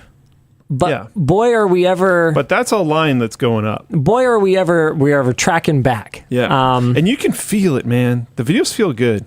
Yeah, I know I've been saying that a lot on WAN lately, but they actually just do. No, the vibes feel good. I think it's strong. I think it's good. I think things are good. Oh, whoa, dude! What up? What is this? Streams with Sarah announcement. Floatplane exclusive merch. Yeah, you didn't know about this? I did not know about this. Yeah, it's cool. What am I looking at? This is 48. What the heck is going on? What is happening? What is this video? I have not watched this. Where did we come from? I don't know, but that was the timestamp we were at. Why did what do they have me saying? I don't know. Okay. Well, you know I'm what? not sure. I think the idea is basically that she's going to be streaming on Floatplane and she's going to take community input on a design. And then I think, I could be wrong about this. It's going to say in the post, so you should really just read the post. But I think that's going to be a Floatplane exclusive shirt. But it doesn't mean that the design is going to have the Floatplane logo on it necessarily, unless the community asks for that. And she riffs on it in a certain way. Maybe I should just read the post. Send the first Floatplane exclusive merch live. You can also contribute to the design and chat. Yep. This is the clip Linus and Luke will react to today on WAN, but there's an early access to our fellow floaties. Are we doing that today? I think we might have jumped the gun. I think this is the early access. Maybe. Well, okay then. Great job. Professionals. Yes, we were supposed to react to that on WAN, so maybe we should get audio and get that going. Okay. Hey, conveniently, we already made sure that audio works if we're watching videos on the computer machine. Okay, cool. Told you I fixed it. We did from Dan's. Sure. And make sure. Okay. Hey, Sarah. Let's do Floatplane exclusive merch. I'm Linus, and I love badminton. I'm also the average height for a Canadian male my age. That's a weird thing to say, but sure. And make sure to stream it on Floatplane. It'll be lots of fun. Okay. I'll stream it next Thursday. I love eating chicken. Starfield. Starfield. Maybe you guys can help. Drop by at 10 a.m. and where we'll be making our first ever Floatplane exclusive merch. See you there.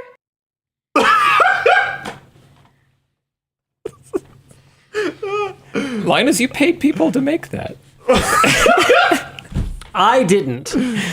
Linus Media Group Incorporated did. Who owns most of that? I would never have done that. Who owns most of that? Me. I'm all crazy. Oh, that was great. Starfield. I love eating chicken. Starfield. My goodness. I think you like eating hot sauce with chicken. Yeah. Yeah, it's an important part of the equation. Yeah, I'm going to be setting that up. That's going to be so fun. I think it's going to be We've done really a few fun. of those. Sarah has done some in the before. I think the Gone Fishing original one was done on a Floatplane stream. I think the Privateer shirt was designed on Floatplane stream as well. Every Halloween we do But it pumpkin wasn't carving ones too. exclusive. No. So this is using our connector to the LTT store. So you'll have to. Does that finally work? It's Oh, is been it like working. exclusive? I know. I mean, does it work on like the store side though? I know Floatplane has supported the feature for a long time, but like, do we finally have integration between the store and Floatplane? We've had that since LTX 2023. To do what though? To make it so that so it goes. It's one directional. Yeah. So you can log into the store. It's got that one thing using your Floatplane account, and then it doesn't know it's beautiful. Exclusive things given to you because you have. It's the best feature ever. Because you've been authenticated as a Floatplane user. What we still don't have is like if you buy something on LTT store, you are granted something on Floatplane. It doesn't go the other way. Mm-hmm. It just goes Floatplane to LTT store, not LTT store to Floatplane. We do want to do that eventually, but it's far roadmap. There's many things we need to do that are high priority from both the users, the creators, and the people running the service that want done before we would be able to get to that. Got it. Yeah. Neat. Just making it clear before people are like, where is it? I want it. It's like, no, it's probably not coming for a very long time. 2% cashback rewards on LTT store from Floatplane subs when, no time soon. Ever. Let's say that. All right. That will never happen. Cool. Floatplane is too cheap. That we would just lose money. Oh, I subscribed to Floatplane for 1 month and then bought all the different screwdrivers and a backpack and then unsubscribed. Wow, I just made so much money. It's only 2%. If they buy a bunch of stuff, I think we still win. Well, if they have a Creator grandfathered Warehouse OG does. sub, it's $3. that's true. And there's payment transaction fees and stuff that we lose. Yeah, So the OG subs are like really not profitable. They technically are. Are they? Yeah. Because Oh. certain costs of things have gone down. Oh, I see. Yeah. Okay. I think the last time we talked about it, it was break even at best. It was basically not so much. Okay. Well, it also depends. Like, do you account for like dev time? I mean, yeah. Then probably not. Okay. So, But the rest of them are. So we're good. Let's go. It's fine. Everything's fine.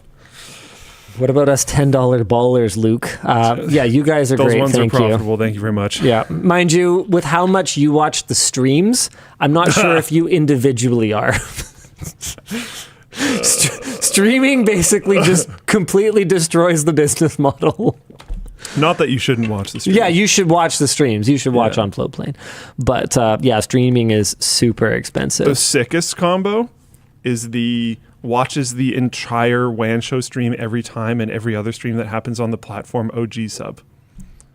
Oh yeah, That one's that's the money loser. that's right a there. gamer move. Yeah. Yeah. Not that you shouldn't do it. Go ahead. We are doing fine, to be super clear. Yes, streaming Don't not use the platform. Streaming is very expensive compared to VOD. It can't be buffered, essentially, if you want decent latency, which I think we have on Floatplane. Yep. That's a big part of the problem. And the beta site now has manual controls.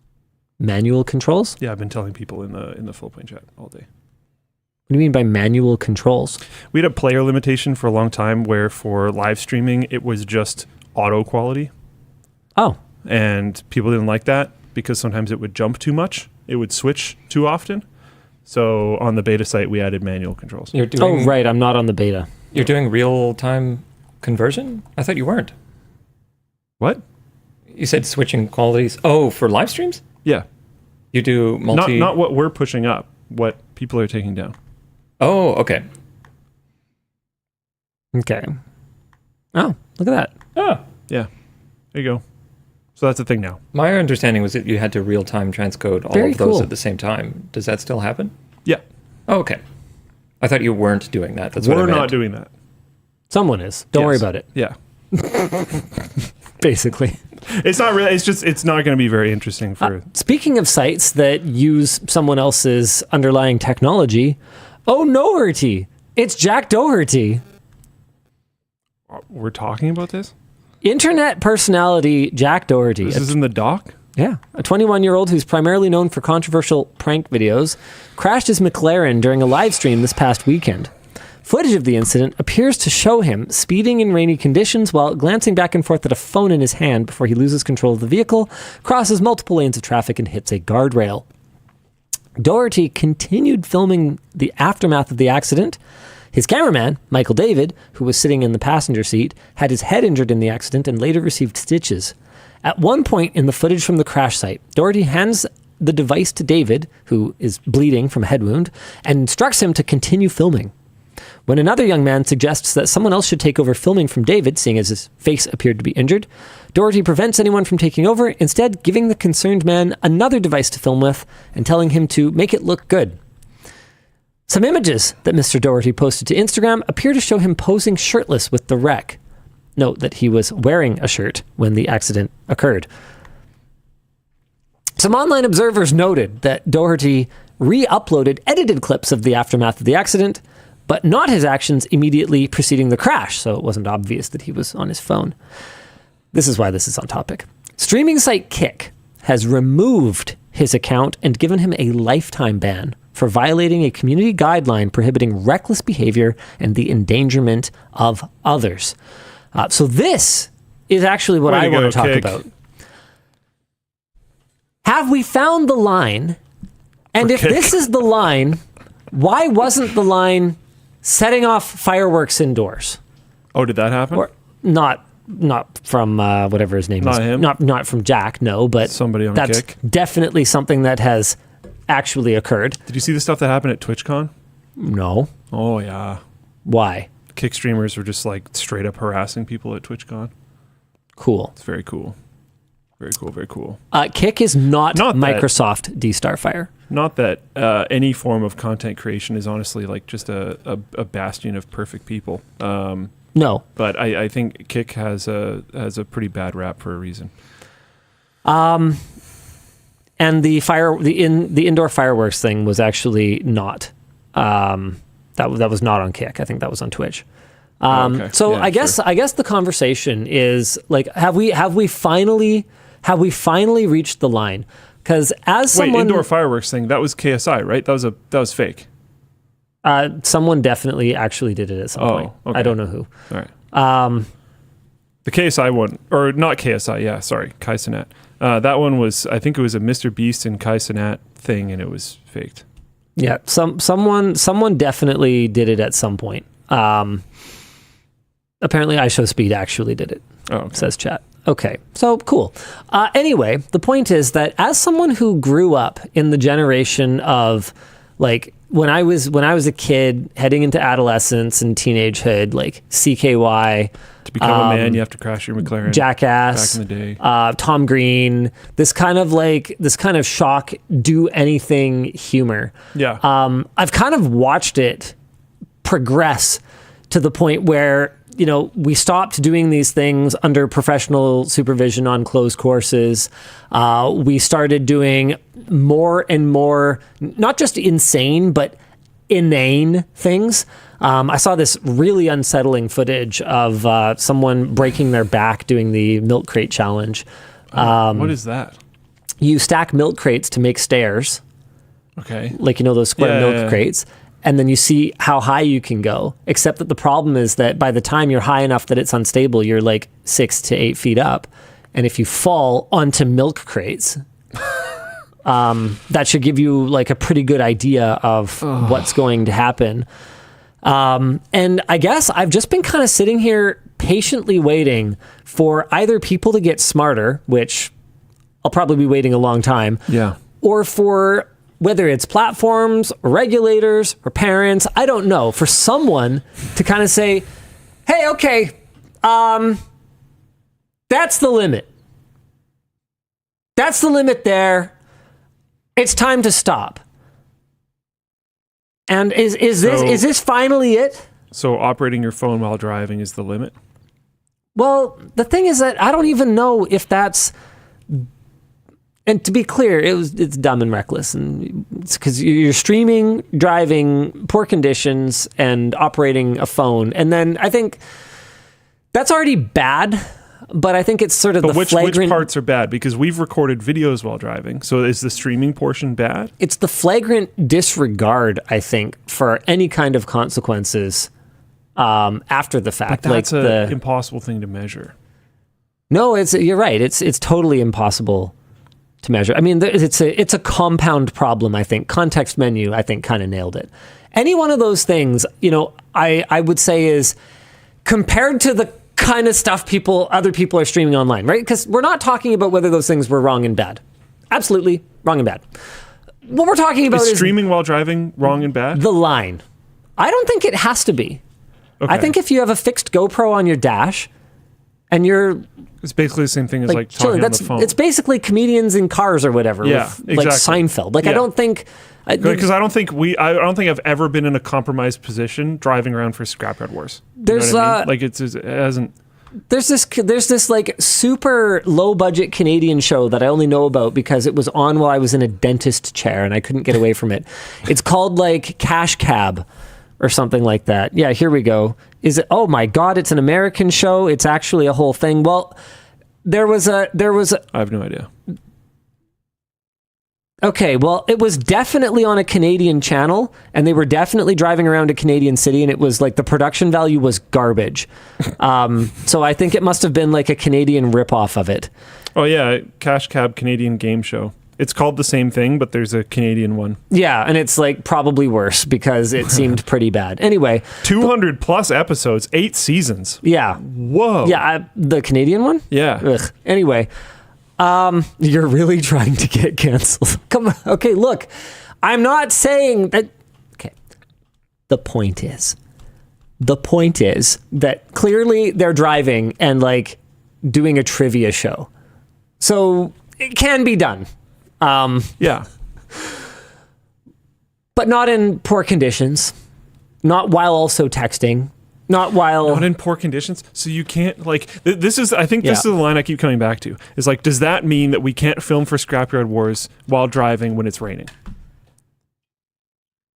Because like I don't personally see the difference between streaming and recording a VOD. I think we'd have to use our game sense. No, there's a big difference between streaming and recording a VOD because with streaming, okay, here, I'll show you the difference between streaming and recording a VOD. Sure.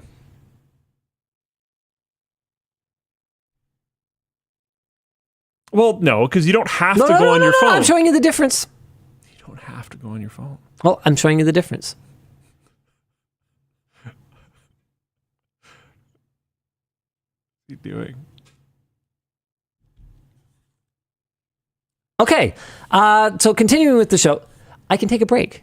Gotcha. If I need my You focus, can just be a bad streamer and take a break, though. but you won't, because when you're I would. streaming, right? But how many? What's your typical concurrence? Okay.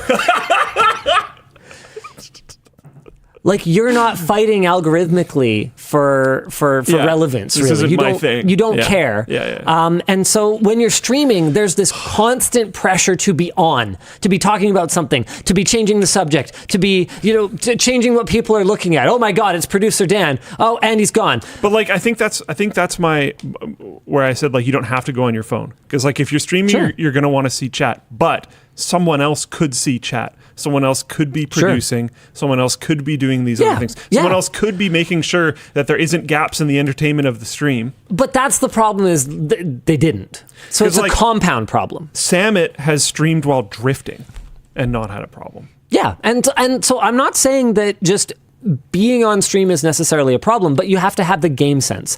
And that to me is the difference with a VOD. With a VOD, I think it's easier to turn on your game sense. Sure. And go, okay, I got an update for you. We gotta merge onto the highway. Let's do it when we're on the highway. Because like I've had that kind of back and forth with my camera operator, where like, okay, one example was I was going somewhere where I didn't want to dox the person I was traveling to. Yep, I've done that too. And so I was like, okay, I've got to write down. There's a few things I want to address in this next clip. If you can note those down, and then I'm going to turn around on this highway, so that from the last shot that they see, we'll be going in like two different directions, and it's going to be super bamboozly. Points if anybody like noticed that in the video. It was pretty funny. Anyway, so let's do that, and then you know what? I'm not gonna lie to you guys, especially because in earlier Scrapyard Wars, you guys probably saw me on my phone while I was driving anyway. So I'll like glance at it, and then okay, let's do the clip while we're just cruising at highway speed. I am a very defensive driver, so I will typically not have anyone on either side of me. I will always accelerate past someone or brake to be behind them. Like Being beside someone feels so uncomfortable. I hate it. Oh my God. I apparently got a ticket and left it in. I forgot about that. I don't remember that at all. That's hilarious. Funny. Anyway, so I tend to be a very defensive driver. That doesn't. I'm not saying good driver, guys. I'm saying defensive driver. I don't like to be near other things that are moving. And so if I'm at cruising speed and there's nobody near me, no, I don't think that it's going to be the end of the world if I like glance toward my lens for a second or two, for emphasis or, for whatever it is that I'm doing, hosting It's the same a thing as glancing towards your passenger, which everybody does. But streaming is in my mind a different beast unless you're really in a mindset where you're not trying to be on the whole time, but so many streamers are.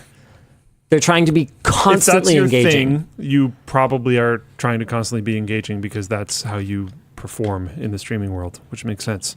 Sigma Salt says, unless you're ignoring chat, it's over the line 100%. I think that's honestly a pretty good point. Where'd it go? Having his friend recording the aftermath while bleeding also didn't help. Yeah. Crystal D said, but the issue was speeding, looking at his phone, and doing that while hydroplaning. And I understand that. My point is that if we try to draw a line, but the line is like, I don't know, then it's not a line. So we need to define the things that cross the line. So like you're saying, like maybe streaming sites should ban streaming while driving. I don't know. While being the driver. I mean, can we? I don't necessarily think it's inherently a problem. No, I am 100% certain that even if I tried to be consistently entertaining, I could stream and drive at the same time, no problem. I'm 100% confident in that. You wouldn't be able to be engaging and entertaining, though. With other people audience. in the car, though. With the other people in the car, easy. Yeah. Easy peasy. If there's no one else in the car, I do agree with you. Yeah. Because then you're not reading chat. Unless you're doing something, like unless you're like a rally driver, a drift car person, doing something unique. If you're driving through a city, unless your stream literally is like POV driving through city. Yeah. Then, I don't know. Try it. I think I like literally have. I've streamed while snowboarding. Like I've done weird stuff, and it's never been an issue for me. But I also have never had that be my career, so I have never cared. And if I needed to not be entertaining for a while, I would just not be entertaining for a while. So I also have that benefit, which isn't fair. Yeah. Is the line just like committing a crime while streaming? That's effectively the line for Floatplane. You can't break the law. Yeah. That's what we did. So, yeah. Yeah, I guess there's just a lot of things that like are horrible and stupid, but not a crime. Like I know I come back to this a fair bit, but it was just so egregious. Like when Dr. Disrespect was streaming from the bathroom at, I think it was at TwitchCon or whatever it was. I think so. Like I don't think that's technically illegal necessarily, but it just shouldn't have to be. You know, you shouldn't have to make that law. It should just be kind of obvious. And I guess that's the problem for me, is that we've got people just pushing the boundaries of what's based on what is legal rather than what is kind of necessary and okay to do. People are saying it's illegal as far as I'm aware. Okay, maybe it is. So then to record in a bathroom? You know, like, why was this a permanent ban then? And why was that a temporary ban? I mean, he ultimately did end up permanently banned anyway, but... For a different thing, I think. Yeah, oh, yeah, it was for something else. I don't know, man. And, like, should Jack Doherty be able to, you know, come back on Twitch? Or come back streaming on YouTube? Like, should because I know that YouTube has policies around off-platform behavior. You don't necessarily have to do something on YouTube to be banned from YouTube. Yeah. Like, should this just be the end? Because, I don't know, guys. For some reason, I don't feel like the audience will discipline this. Oh, no, they'll traditionally they reward it. I've seen people come back from worse. I don't know. When we're way up here, it's hard to tell what's farther and what's not farther over the line. Like stuff that's just obviously wrong. If people were still watching this guy after all the stuff that he's done in the past, I don't think this is going to stop them. If anything, this was probably top tier premium content, which is the reason why we're talking about it now. And the whole freaking internet has talked about it. And he's getting more press than he's ever gotten before, despite all the crazy, deplorable things he's done in the past. I'd never heard of him. I'll tell you that much. I have. If he's able to be platformed somewhere, he'll get tons of views. This is not generally penalized by the internet audience. There's some people that would be like, I would. Yeah, but you weren't watching him. Yeah. Like, it's not you. I don't know. It is what it is. I worry about the kind of stuff that, like, not my kids, because they, like, I have access to their watch history. I know what they're watching. But, what their peers are watching. What if they delete stuff?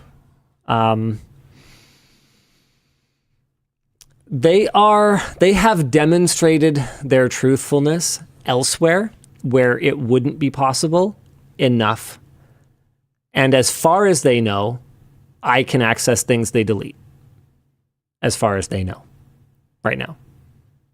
In time, they'll figure things out better, and, you know, I won't be able to rely on that. But for now, even in cases where I can't prove it, and where I don't necessarily have the power to know exactly what happened, they have shown themselves to be extremely honest. And I mean that as a parent with my eyes completely wide open, who knows that children are just little humans who lie, cheat, steal, and will even kill. They're humans. They're just people. They're just smaller. I'm not saying this to say that the other ones aren't. I've just spent more time with this one, and he's older, but little man is definitely intelligent and clever enough to figure it out if he wanted to. And he has bypassed parental controls before, and we have talked about it, and he did get busted, and that's why he thinks that I know, because I did catch him before, and it was a pretty clever workaround that I was not aware of. Is it bad that I'm like a little proud? We can move on.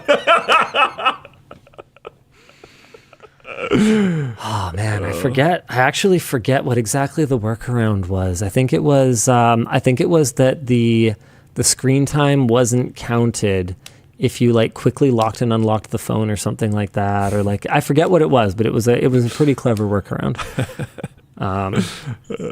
But yeah, no,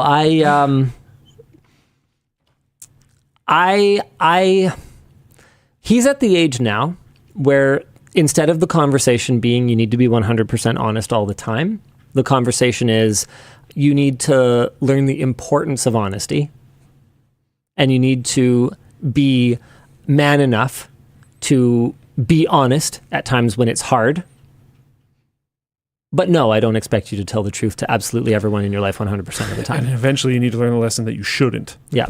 Eventually you're going to need to learn to hold your cards closer to your chest. So he's headed into adolescence, and we've started to have those conversations instead of just, I mean, it's like there's appropriate time. It's like physics, right? Where you learn the laws of it, and then but you you're learn ignoring that air resistance and everything you learned was wrong. Yeah. And then you learn that everything you learned then was wrong, and then you learn that everything you learned then was wrong, right? Like the early conversations with your kids are, foundations. It doesn't matter if you win or lose, as long as you try your best. Well, probably about a year ago, maybe between a year and a half ago, I had to have the first conversation with my son, so it's coming real soon for my eldest daughter, that was like, hey, what I told you, that's actually bullshit. In life, it matters if you win. If you didn't win, you lost. And if you tried really hard, you still lost. And, I think it was after a tournament or something. And he was like, I was tired. And to make my point, I brought up like someone who lost like a major match. And I was like, hey, look, have you seen this? On the results, it says that the score was this, but this guy was tired. Here, look. And he goes, it doesn't say that. I said, yeah, exactly. Yeah. Yeah. It doesn't say his tummy hurt because nobody f***ing cares. At some point, you're going to need to win, and it's not going to matter. Nothing else is going to matter. If you want to win, then you're going to have to leave everything else at the door. And you can understand as well, like you can basically decide that it's not worth the effort that that you might have to put into this thing in order to win. And you can be like, okay, I'm going to accept that I'm at a certain level of casualness with this thing. But if you're like, no, this is my thing, I must win, then it's like, well, then win. Yeah. Put in the effort. So yeah, I think we were also having the conversation about like school as well. It's like, look, you're right. You can get a good enough grade, but at some point you're going to have to decide if good enough is good enough, or if you want to excel. Because like, let's be real. Our kids have ended up with a really interesting mix of their parents, obviously, right? Because that's like how genetics work. And they've got this fascinating sort of spectrum that they sit on between the things that are great about my mind, which is sort of this raw creative dragon energy, and the things that are great about Yvonne's mind, which is this spectacular attention to detail. And I think they have a lot of potential, but I think they have a lot of the same challenges that I had and she had, and that she figured out and that I didn't until a lot later. And that's that it's hard to learn to work hard when you don't have to. And Yvonne figured it out when she was still in elementary school. Like when she was pretty early.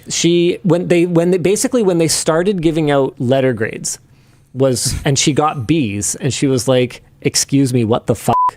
I thought I was an A student, and kind of cleaned up her act. Got it. Whereas for me, I don't know, I cleaned it up in like grade 9, I think. But then I completely fell apart when I started dating. Not focused. Like flunked out of university, like hard. I don't think I really got it until I landed at BCIT. Because I would get really like touchy about my teachers. Like I had a terrible grade in English for reasons that are probably self-explanatory at this point. until I got an English teacher. Because he's blonde. Until I got an English teacher that was just an absolute badass, Mr. Thompson. Fantastic. And then my English grade cranked and I got into AP English out of nowhere. I was like barely passing for my whole life. And then I got a high A and then AP English the next year. And then he was a professional writer for a while. Which was a choice. And then, and that was kind of similar for a lot of different things in school where like if I had a good teacher, I would get like dialed in and do super well. But if I had a bad teacher, I had this like, well, I don't like that teacher. I'm not going to try, which is stupid. Panda asks, Made my brain happy. I hey guess. Linus, have any of your kids displayed ADHD traits? What do you think? I mean, I don't know, man. It's one of those things where it's like Bad it is. neurodivergence, right? And I think that If you want to be at a certain level of excellence in certain things, you probably have to be on extremes. somewhere you're probably on some kind of spectrum of some sort. Sick. And Hell it's yeah. and it's one of those things where like I've had conversations with people where they're like, okay, yeah, Linus, but I don't feel bad for you because for you, you know, the hyperfocus and sort of the inability to pay attention to one thing for a long time and you kind of like you go off on these tangents. It's like a superpower. And you know, for me, it's not like that. And it's like, yeah, but at some point you're going to have to decide if you want to make excuses or if you want to win. That was a lesson I got from my physics teacher. Really? Yeah. I won't name him because not a lot of people are stoked about this lesson, but it was interesting at the time. Where there was someone in class. I have certain, you know, I can't read all that great, but someone in class had some form of learning disability. I don't remember what it was, and it was constant, right? Every single class, when we broke it into doing work, this person requested help and the teacher would help them. Never a problem with that. Yeah. And then they asked for, I think they asked for something else. It was like a lower required grade to pass the class or something like that. And he drew like an extremely hard line. And he was like, no, because when you leave, this will never be a thing. So like, you got to figure it out now. But he's like, I'm here at all times to help. Yeah. But like, you know, I can help you after class. I can help you on lunch. I can help you on various other breaks. If you take a spare period, I can help you during that. If I have time, I can potentially help you outside of class. Like I can give you everything, but you have to pass the same bar. And overhearing that, because they were like talking in the corner, right? But you could kind of still hear it. Overhearing that, I was like, huh, okay. I need to kind of shut up about my reading thing and like figure it out. And to be clear, shut up and figure it out isn't the right way either. Not always. Get support. Yeah. Talk to people, you know, get a diagnosis, you know, find resources. For me, it was the right thing. Yes, and that's fine. But your path might be totally different. Very, yeah. Your path is probably going to be very different. It might also inform like, you know, maybe you should do a slightly different thing. Yeah. I think our generation was hammered with the like everyone can do anything. You no matter can be what. anything. Yeah. Like literally, we were told we could be astronauts. Yeah.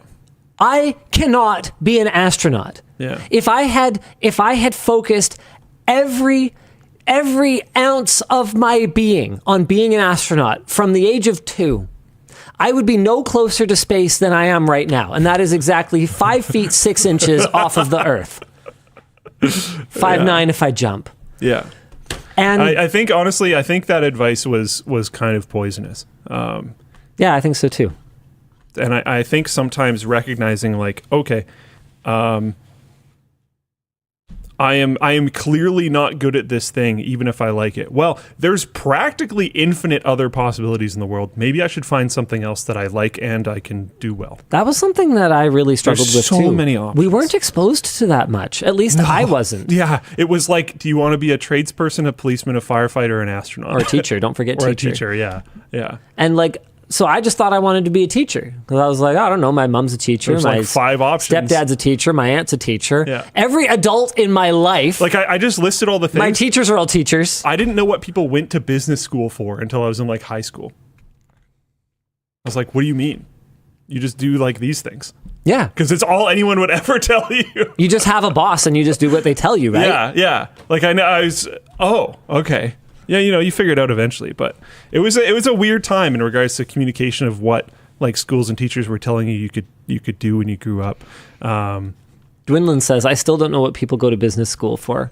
I think it's for a common sense education, honestly.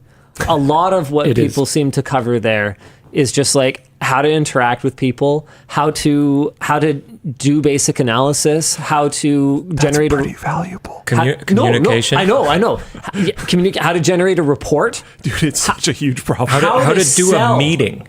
How to sell. It all comes back You were to talking how to earlier sell. in the show about how you have to be selling all the time. These are genuinely very valuable things. Always be closing. Yeah.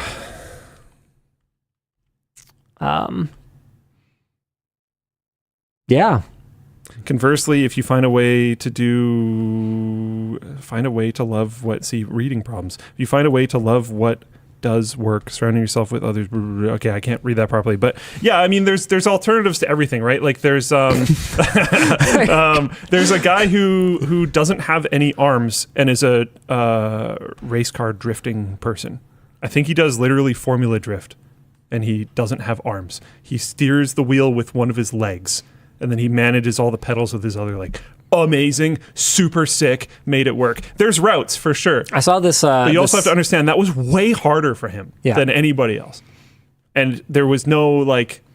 I saw this incredible video of a mom with no arms lifting her baby into a seat and then like out of it and stuff with her legs.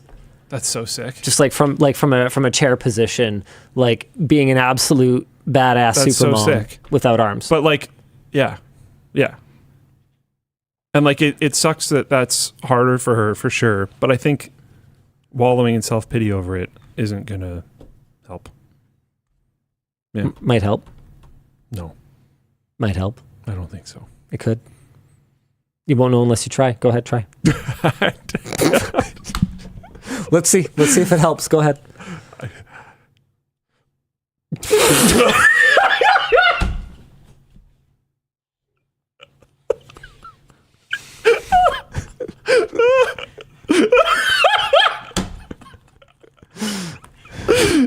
Okay. All right. What are we doing? I just want to make it clear that everything that Luke and I say comes with a little bit of survivorship bias as well. Obviously, we have powered through and succeeded in our respective fields.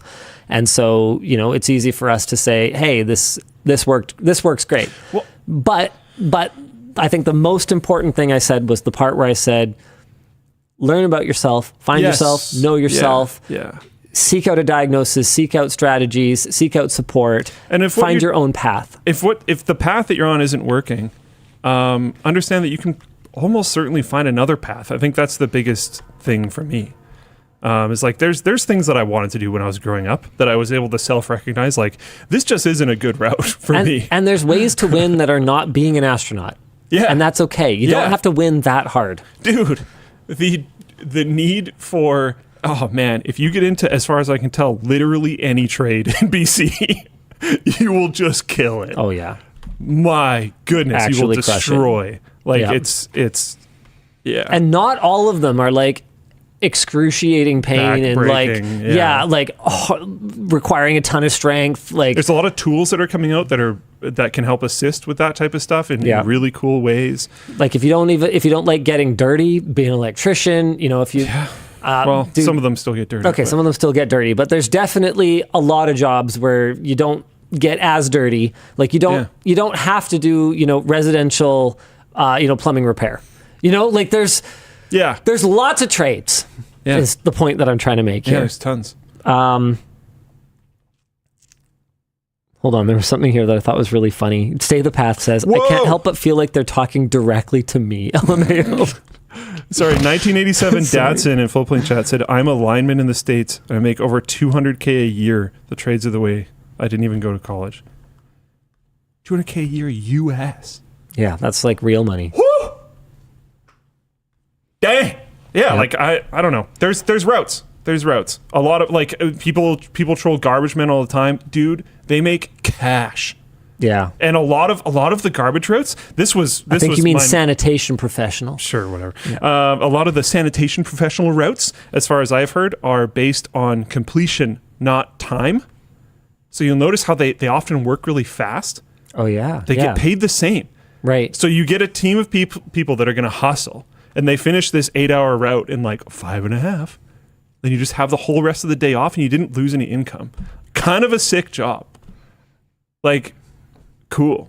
And then if you're a hustler, go start a side hustle in that extra 2.5 hours every day. And then you're just making major bank. I don't know. There's a lot of really cool options, like legitimately really cool options, especially I find if you look at jobs that are like less traditionally attractive, because then there usually isn't as much competition. And when there isn't as much competition, it's often, you end up making more money for it. So, yeah. Speaking of making money, the show is brought to you by Supermicro.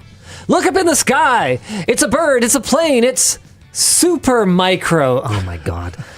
That's right. Supermicro is taking things to the next level with their H14 generation servers, powered by AMD's EPYC 9005 processors with a staggering 192 cores and 384 threads per chip, and powered by Radeon Instinct MI325X GPUs. These servers are designed to provide maximum performance and efficiency.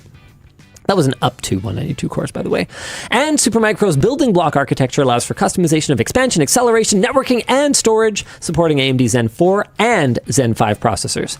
Supermicro also has industry-leading time to deployment, taking just weeks from design to validation and delivery, rather than months.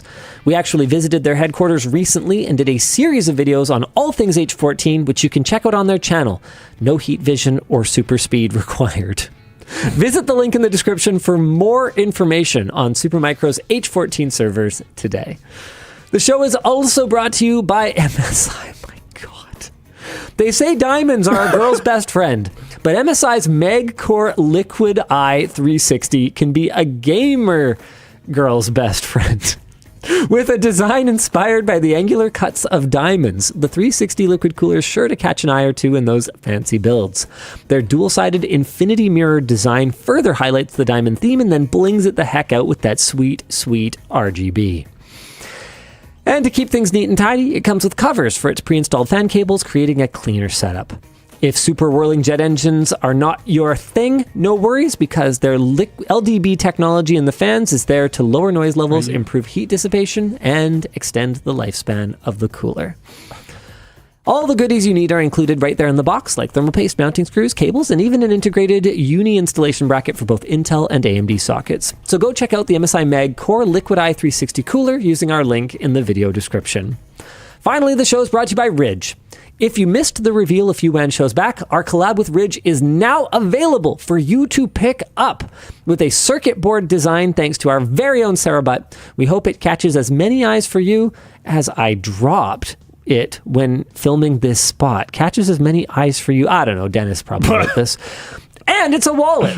So besides being impossible to take your eyes off of, it's functional. Here's some features. It holds 1 to 12 cards. It's RFID blocking. It includes an extra set of silver screws, and it comes with a cash strap and money clip. Plus, it's a Ridge product, so you know the quality is top notch. I mean, we've been partnered with them for over 5 years. Is that really true? That sounds true, actually. Still not sure? Well, they have a limited lifetime warranty and a 99-day free trial, which means there's really no reason not to try it out. So go to ridge.com/circuitboard or click the link in the video description to pick one up today. All right, Dan, what are we supposed to be doing now? I want to show something really quick before we move on. We were talking about being able to do different things and technology moving forward and allowing you to do maybe some more things, but blah, blah, blah, blah, blah. Have you seen this? Japanese cafe employs paralyzed people to control robots. That's so cool. So sick. That is so cool. So sick. That is so cool. The staff is robots, but they are controlled by people. Actually, so cool. I love stuff like this. Huh. They're avatars for people with diseases and illnesses such as ALS to connect with people while they're stuck, bedridden. It's a fantastic concept. Add it to your itinerary. Dude, my sister-in-law just got back from Japan. I would have totally told her to go check that out. Super cool. Absolutely love this idea. No, Ducati, there are no plans for an ad-supported floatplane tier. We'd have to build an entire new ad sales department. And no. Lee School said, as a disabled person, I find this more dystopian than cool. Really? Oh. Wow. Okay. In I've this case, seen a it's lot of specifically called out positive feedback. diseased people, though, not necessarily. Well, okay. Duly noted. The WordPress. Oh wait, we're supposed to do merch messages. All right, hit us. Sure. Message for Luke, fellow Dyslexic here. Have you ever read or heard of the Dyslexic Advantage? No. What would be a Dyslexic Advantage? You also missed part of this merch message. I thought you'd have a Google of that. LMG crew, keep up the good work. And who the F is this Dan guy? Interesting. I ain't gonna prompt her at this week, Linus. It was very embarrassing. I'm sorry about that. The Dyslexic Advantage, is this a thing? I have to say, this being a book has got to be the most hilarious thing. I'm sure you've seen the fonts. That's got to be the funniest thing I've ever heard. That's like somebody writing an ADHD book that's 12,000 pages. Yeah, something like that. It would be interesting if it was in one of those fonts that's easier to read. But no, I haven't heard of this. I don't know. Just get an audiobook. Yeah.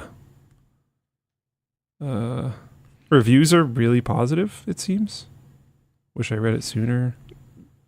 Interesting. I have no idea what it's supposed to be. I mean, have you found an advantage on your own? No. Okay, then I guess you need this book. Unless I'm already doing it and don't realize it or something. I don't know. But it just makes reading harder. Maybe it makes cooking chicken easier. Expert. Maybe. Maybe. You don't know. Up next, why does Linus focus on the bill of materials cost when arguing a product isn't overpriced? If BOM costs exceed the value to consumers, then the product needn't exist. Sales data seems like a better indicator of value.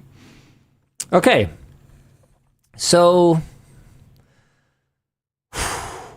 overpriced to me is not a measure of value. It's a measure of the price. And the price is the price. The price of, let's say, man. Oh, this is a tough one. Value is subjective. Cost and price is not. They are objective.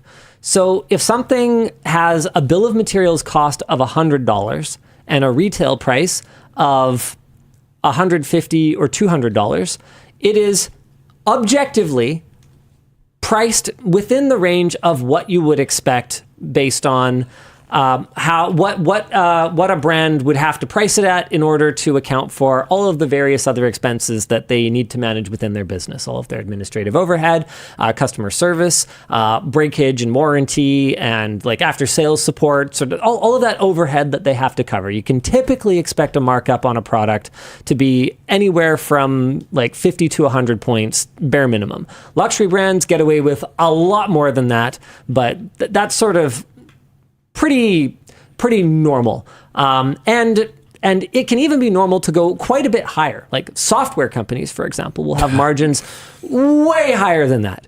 So if glasses. You were... Yeah, glasses have a lot of margin in them.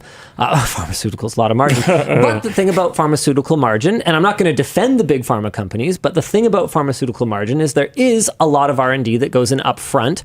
And there is a need to cash in on that. Have they gone a little far? Absolutely. Like I said, you'll never hear me defend Big there's a lot of Pharma. R&D and a lot of things.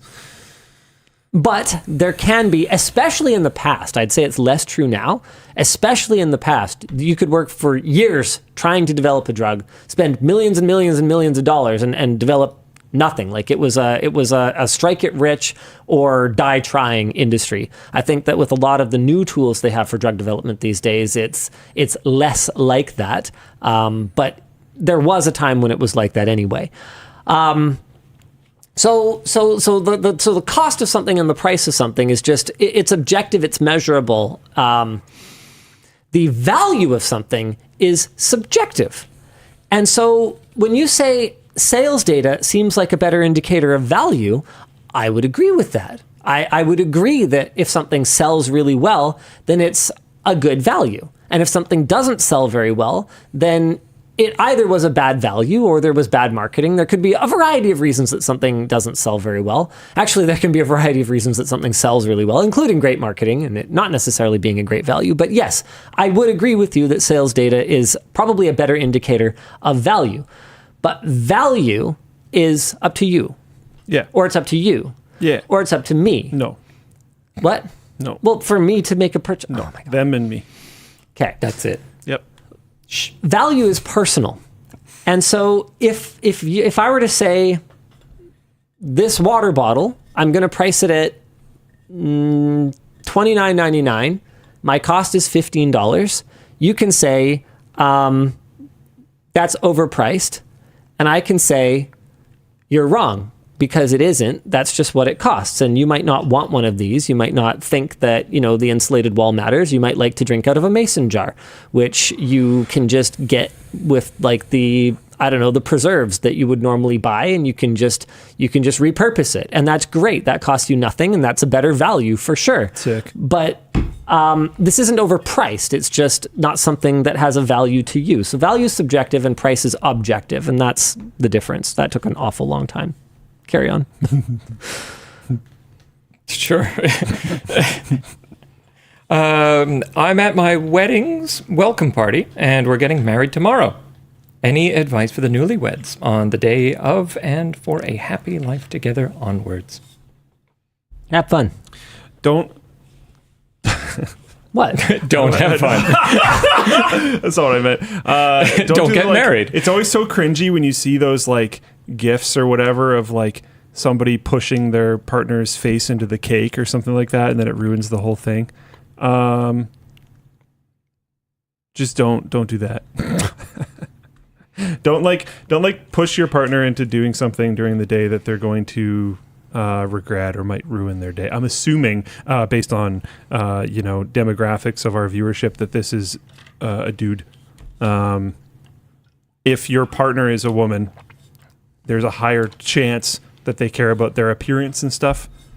So, be careful. Don't shove cake in their face, even if you've seen it on a meme and it looked funny and they enjoyed it. Don't risk it. Ask first. Do stuff like that. Luke, consent tips. Be careful. It's just a lot of people put a ton of value into this day, right? So just, chill and be careful. Don't ruin it for your partner who might care a lot.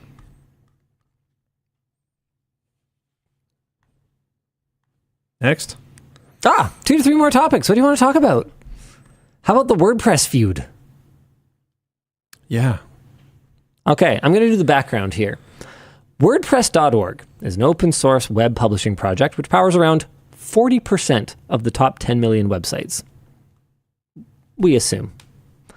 It is owned by Matt Mullenweg, who is also the CEO of Automattic, which owns WordPress.com, a freemium web building platform based on WordPress.org. All right. A month ago, Automattic sent a cease and desist letter to WP Engine, a third-party WordPress hosting service, for using the WordPress trademark on their site because, according to Automattic, WP Engine doesn't contribute enough to the open source project. WP Engine sent their own cease and desist letter and claimed that Mullenweg told them he'd take a scorched earth nuclear approach unless they paid 8% of their revenue as a trademark fee or dedicated an equivalent amount of employee time to the project. Mullenweg has since banned WP Engine from using WordPress.org servers, which has broken WP Engine customers' websites. Last week, WP Engine sued WordPress for extortion. Further, 159 Automattic employees who disagreed with Mullenweg's leadership accepted a severance package and left the company, which, this isn't in our notes, but he apparently took to mean that everyone who remained agreed with him, which is not how that works.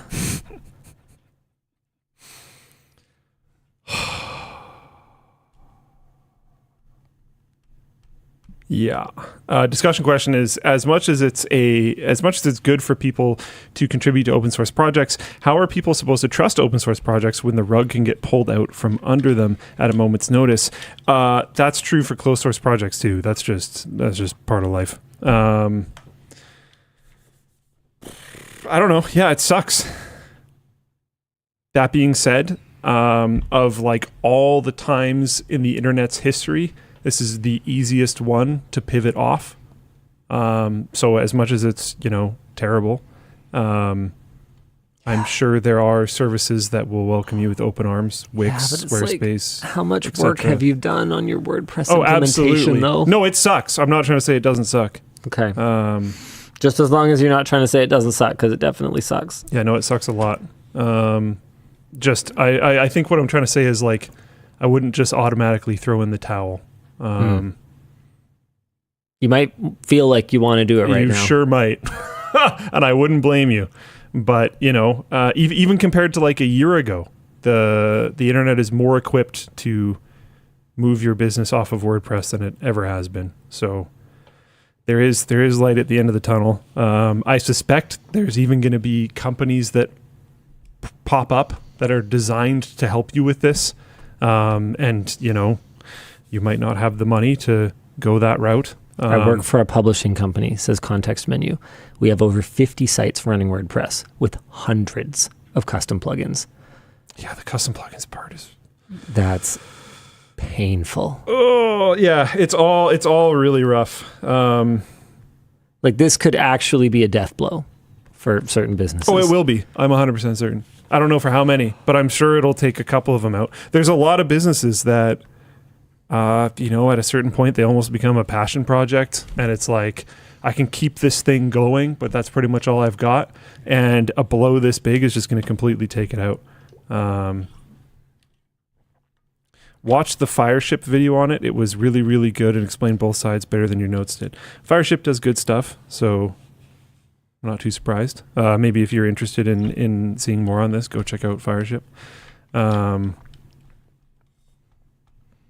Matt from Labs Web says WordPress is awful as a product, regardless of drama. Anytime is the right time to move on from it. I don't disagree. I would generally echo that sentiment. That being said, you don't want it ripped out from under you. You would want to migrate off of it carefully and while taking your time and stuff like that. But yeah, this is the wrong circumstances to be. Unbudging Brady says, WordPress is the notepad of blog sites. Change my mind. I won't be able to because you're unbudging, but I liked it. Yeah, I also don't disagree with that. WordPress is just, I think their time is past, in my opinion. I know there's cool things that they do and stuff, but just, I don't know, man. Can't remember the last time I recommended them. Speaking of cool things. I used to make money through WordPress. Fun fact. Really? Yeah. I bought a package of WordPress themes. This was one of my many small business ideas that I had. I bought a package of WordPress themes, and then I would just set up info pages for like local businesses and stuff. Because it was really easy. I have the theme, so it looks nice. I just put their info on it, put their logos on it, and I was like, cool. Wicked smart. Is what it is. It was simple. It was easy. It was good. It was fantastic at the time. It was exactly what I needed. It was the best tool for the job at the time. And I would recommend moving off of it now. Let's move off this topic. Yeah. Behold the cyber cab. Oh. Yeah. Tesla CEO Elon Musk, part-time CEO, held an event yesterday to unveil the company's long-promised fully autonomous vehicles in the form of a new one, not the ones he said were fully autonomous before. The Tesla Robotaxi, the so-called Cybercab, currently consists of 20 apparently functional prototype vehicles. It lacks any steering wheels or pedals, which means it would need special authorization from regulators. Despite lacking any driver and appearing roughly the size of a standard car, it only has 2 seats. It also lacks a charging plug and will apparently charge wirelessly. Musk says that Tesla will launch fully autonomous driving in Texas and California next year, and that the Cybercab will enter production in 2026, the 10-year anniversary of when he said full self-driving would be available, though it could be delayed until 2027. Musk also unveiled a prototype for a driverless 20-passenger robo-van, which has no official timetable for development or production. And this is a great tweet from 2017. At Bora something, I forget. Every 2 or 3 weeks, a tech guy accidentally invents the concept of the city bus. Yes. The event also showed off the humanoid Optimus robot again, which Musk claims would one day be able to be a teacher, babysit your kids, and be your friend. The bots were shown serving drinks and interacting with guests at the event, but these were apparently at least partially telepiloted by human operators. Following the event, Tesla stock dropped by 8%, while stocks for Uber and Lyft rose. Cool. Well, good luck with that. I think it looks neat. Yeah. It looks better than the regular Cybertruck. Yeah. Well, I mean, that's a low bar. it's not a truck, though. Yeah. But, yeah, I think it looks neat. Yeah. 2-seater, though. That's kind of a downer. What's with the Star Wars shuttle-looking version? This one on the right. Oh, no, that's the bus. Yeah, okay, so that's what I'm talking about then. Not the Cybercab. Yeah. I think the bus looks neat. The Cybercab just looks like a slightly different Model X, as far as I can tell. I don't know, it looks like between a Cybertruck and a Model X. This one? Yeah. Yeah. It's got kind of that It's got that angular thing. angled butt. Yeah. Yeah, I don't mind it. Sure. I don't mind it. Looks better than the Cybertruck. Yeah. Anyway, yeah, good luck, everybody. To the moon, dude. To the moon. Or through the ground. Stock just went down. Invest now, right? Yeah. Yeah. This is not investment advice. M1 Macs are breaking. Since mid-2023, a significant number of M1 iMac users have reported screen degradation, resulting in a pattern of horizontal lines appearing across their displays. The issue typically crops up after a couple years of use, meaning that the devices are out of warranty. Apple has yet to acknowledge the problem, though one user reported that the technician they went to blamed the issue on a flex cable powering the LCD burning out because it has to sustain voltage of about 50 volts at the screen's highest brightness setting. Due to how the devices are constructed, fixing this issue typically means replacing the whole screen at a cost of around $600 to $700. It is currently unclear whether Apple has fixed the issue in more recent generations of iMac. And our discussion question here is, and this is one that I kind of wrote, is does Apple get an adequate amount of journalistic scrutiny? Because it seems like in the last 20 years, they have gone from being covered by professional journalists to still being covered by professional journalists, but also having cultivated a following of fans. I think professional journalism I think this is almost a different conversation, and it's that a lot of professional journalism is dying. But Apple There's no money in it anymore.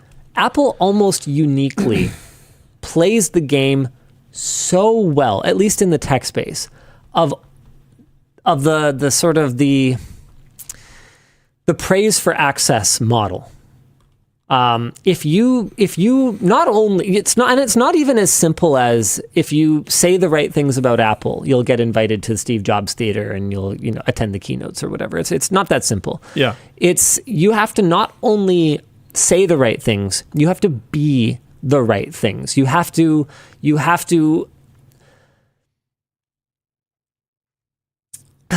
what's the word I'm looking for? You almost have to have the right aura. You have to.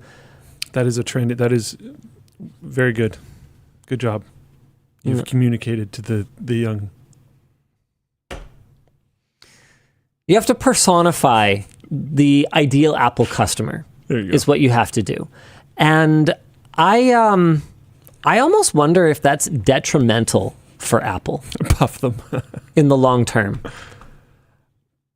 I don't know if they get a lot of criticism, but I like seeing all the better things about iOS 18, right? Seeing how much better it is.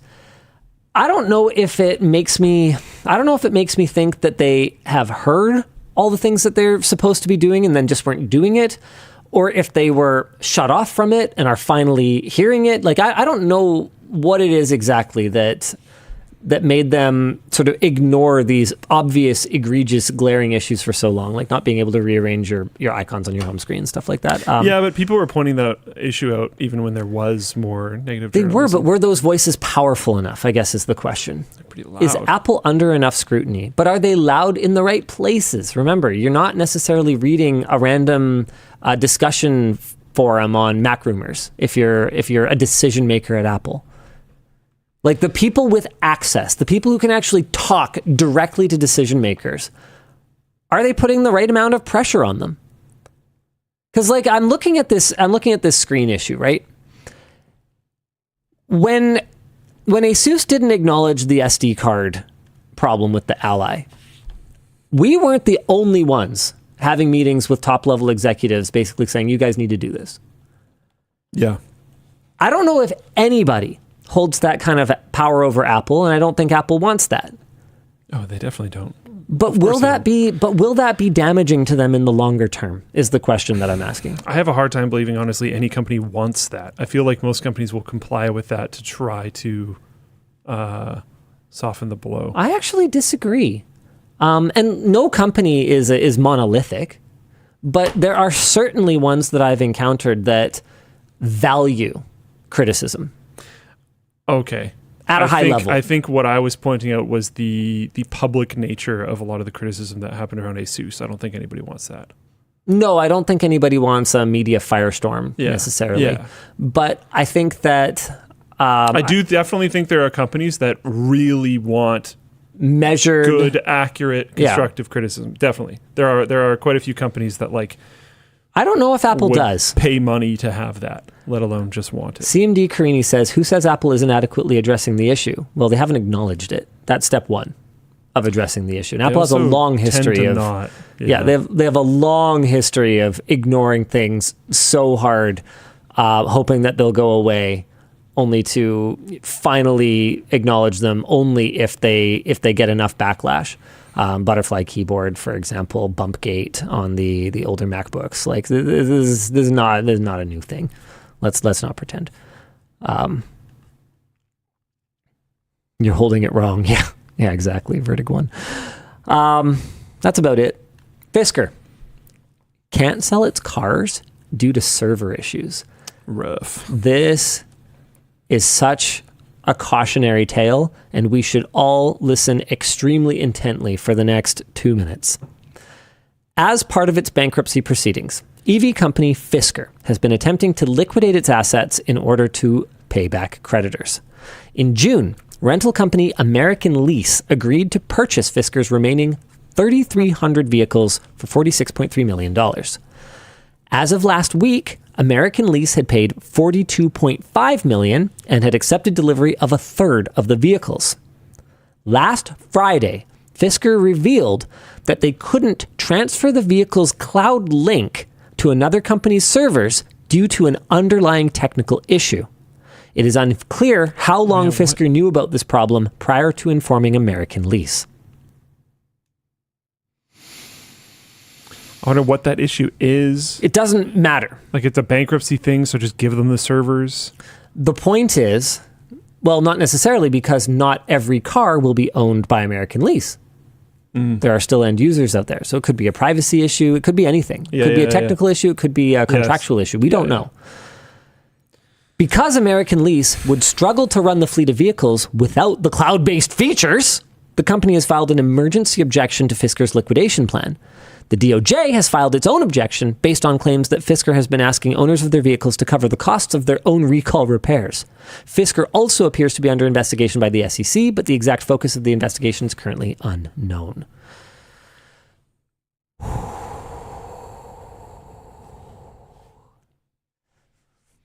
So here's the problem.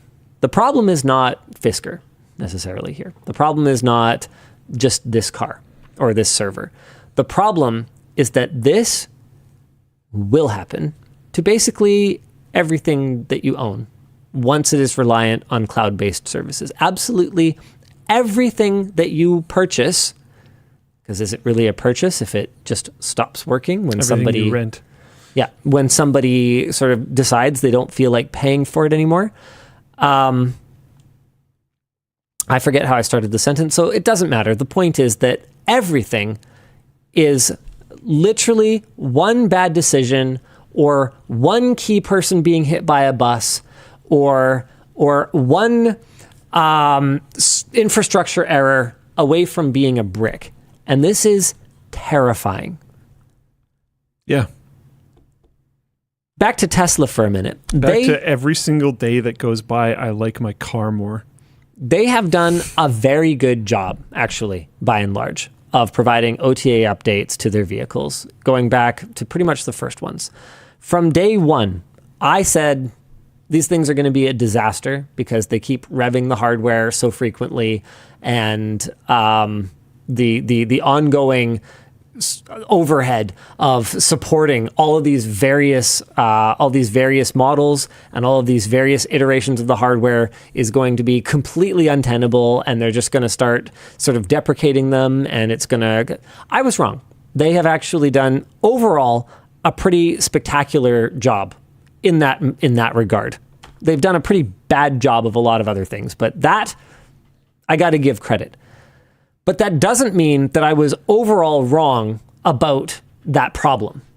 And Fisker, anyone who bought a Fisker or 3,300 Fiskers is finding that out the hard way. And I don't know what to do. What do we do, Luke? Help me.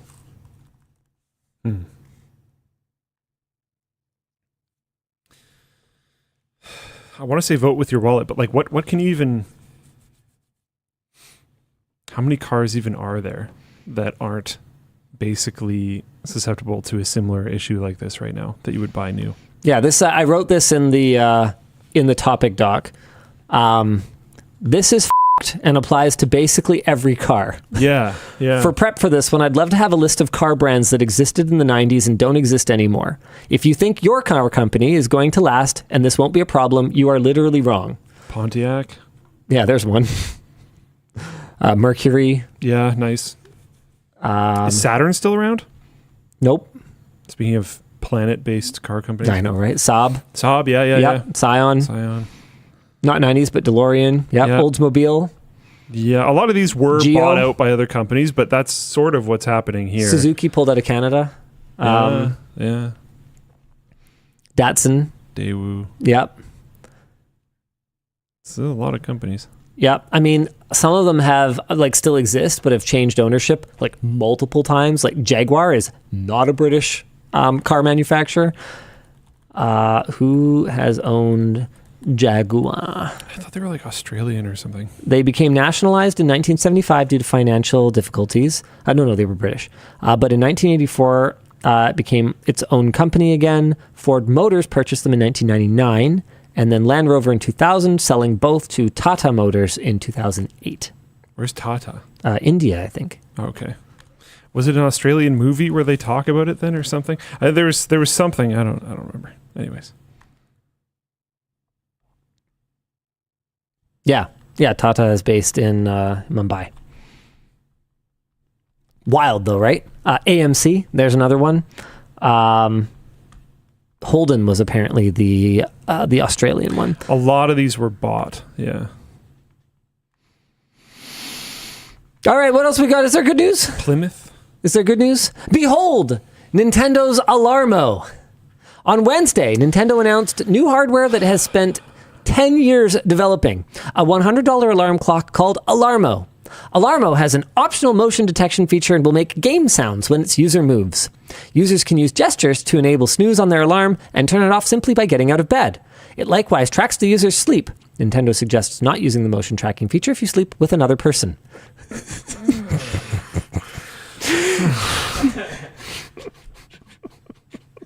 Tell me the product is only for forever alones without telling me that. In addition to this announcement, probably kids. Nintendo has published a 4-part interview with the clock's developers. Oh. Discussion question. Does Nintendo not understand what people want from them? Or is there actually a huge untapped market for Nintendo-themed alarm clocks that you can't use if you have a girlfriend? I just saw this and I was like, what? Like, Nintendo has made all kinds of things over the years, especially if you go back to their pre-video game days. Like, they're an old company, and playing cards. Yeah, they've created some utterly unbelievable products, but this one, I'm just like, why? Who was asking for this? Like, I could see if it was a Switch dock or something, Switch dock with a built-in clock. Like, I don't know, but they've been interested. There's an add-on thing you can get for Pokemon Go that tracks your sleep. There's a game called Pokemon Sleep, and now they have this. They've been really into sleep stuff for actually a long time. This isn't their only thing right now that deals with sleep. El Bardo says, I love Nintendo because they do their own thing without paying attention to trends. Sometimes you get the Switch. Sometimes you get this. Yeah. You got to diversify. What the? Oh. Maybe we should do an alarm clock. Like, it just feels so random. Why don't you want the sleep motion tracking of all of your employees in the Linus town? What? Oh, you can make sure everyone goes to bed on time. It's good. It'll only work if you sleep with somebody else. It'll only work. We need more members of the Linus town. Absolutely. Oh my goodness, you guys. We're not doing Linus Town. Even if I had the money, I wouldn't spend it on Linus Town. That would be embarrassing. That would actually be like cringe-worthingly narcissistic. Yeah, but we all more so than everything else? Yes. They're going to back me up on this one. They hate agreeing with me, but guys, come on. It's almost to the point. It's almost to the point where it's annoying to type in our website domains because they all start with either Linus or L. Every single one of them. Searching for your name on documents. They don't. Or so in Teams is like impossible. Float plane. You can use that against me. The one that. Oh, well. LTTStore. No. LTT Labs. Linus Media Group. Creator Warehouse. Linus Tech CreatorWarehouse.com. Boom.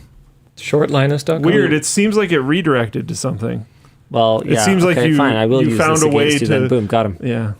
Floatplane.com. Let's go. Yeah. Oh, look at this video coming. Young people try Windows XP. Oh, that's actually kind of cool. Yeah, that's... the question we set out to answer is Windows XP actually as goated as the people who remember it think it is? Yes. Yes. You may be disappointed. I don't care. Okay. They're wrong. Windows the kids 7. are wrong. Windows 7 goat. Well, yeah. Well, yeah. But Windows XP is We'll sick. see. Windows XP was better because you can right-click something and it uses it as a click instead of having to left-click and then right-click. That is actually the best thing The ever. problem with the wrong opinions about the people that are going to be in this video is that they are valuing convenience over quality. You are making a lot of assumptions about these people. There's okay? Why don't only you just one. wait? There's only one settings application for the whole computer instead of two that are split, and then one of them opens another one, and some of the settings are in one, but they're also in another one. But they probably won't have to open on Windows 11, so they'll think that's better. I'm just waiting for Windows 12. Intel has unveiled Arrow Lake. Their new Core Ultra 200S series CPUs, also known as Arrow Lake S, have been announced, and sales and pre-orders will begin on October 24th. For about the same price as 14th gen core chips, you'll be getting parity performance, asterisk, at about half the power consumption. Of course, you'll need to buy a new Z890 motherboard since Arrow Lake S needs the new LGA 1851 socket. And also, Z890 boards do not support DDR4, so you'll probably need some new RAM. Also, the performance isn't quite the same. Team Blue admits the geo-mean of the gaming performance of the flagship Core Ultra 9 285K is actually 5% less than the 14900K, but they do claim an 8% increase in single-threaded performance and 15% in multi-threaded workloads compared to 14th gen. Oh, and they have NPUs, but they're not good enough for Copilot Plus. So Nice. So our discussion question is, if the performance was identical to 14th gen at half the power consumption, would anyone find these chips worth the upgrade? Upgrade? I don't know. I think we Happy are, about a new purchase? Definitely. I think we are long past upgrading from the last generation product. I think we've been long past for a long time, in my opinion. And I think we've probably beat this horse enough talking about the latest iPhones, and there was something else that came out recently that I was like, I mean, I don't think that's necessarily true of everything. I think on the GPU side, we should expect a generational upgrade for how bloody long we wait for a new generation of product. That's fair. You don't wait as long for CPU, though. I think also it's very likely that a lot of the people watching the show right now either don't pay for their own power or have relatively cheap power. There are places in the world have less Euro audience here, but there's quite a few places in the world where power costs are like a huge factor. So you might not care about it, but someone else might. But that might just mean this might not be for you. This product might not be for you. You already have a CPU that's pretty good. It's probably not for you. Assuming your power costs are also either not way too high or you don't pay for it. And Fleming, I didn't mean everyone watching. Yeah. I just meant a In lot. other breaking news, yes, piracy does cause a drop in revenue for games. A peer-reviewed study... I really don't agree with this study. Here we go. Putting that out there. A peer-reviewed study compared games with de novo DRM and found that games where a crack was available at launch suffered an average loss of 19% of legitimate sales in those early weeks compared to games where no crack was available. How do you measure that? However, piracy resulted in nearly zero mean total revenue loss when the DRM survived for 12 or more weeks because new sales drop off quickly after the first few months. According to the study, there was no apparent connection between the type of game and its likelihood of getting cracked earlier or later. Discussion question here is, should game publishers consider ditching Who funded the DRM study? a few months post-launch? Hey, what would you think of that, Luke? It's an interesting idea, actually. Launch DRM, Yeah. and then, okay, you know, it's going to be cheaper now anyway, so if you're not desperate to play it immediately anyway, then we can just screw off and take our hooks out of your kernel or whatever. I actually kind of love that. It's an interesting way to go for sure. I really want to know who funded the study. I want to know if it's time for Wine After Dark. Dan? Dan? I thought you were asking Luke. No, I'm not. I'm asking Dan. I think it should be. Luke's All going right, to get let's out do of it. here soon. Yeah. I will push the button, and then I will push these other buttons. There's a lot of buttons. Which one is it? Well, they That one? say nothing was a problem, which is what it is. Sorry? Here's the declaration of competing interest. What is up with the capitalization on the word credit? I don't know. Declaration of the authors declare they have no...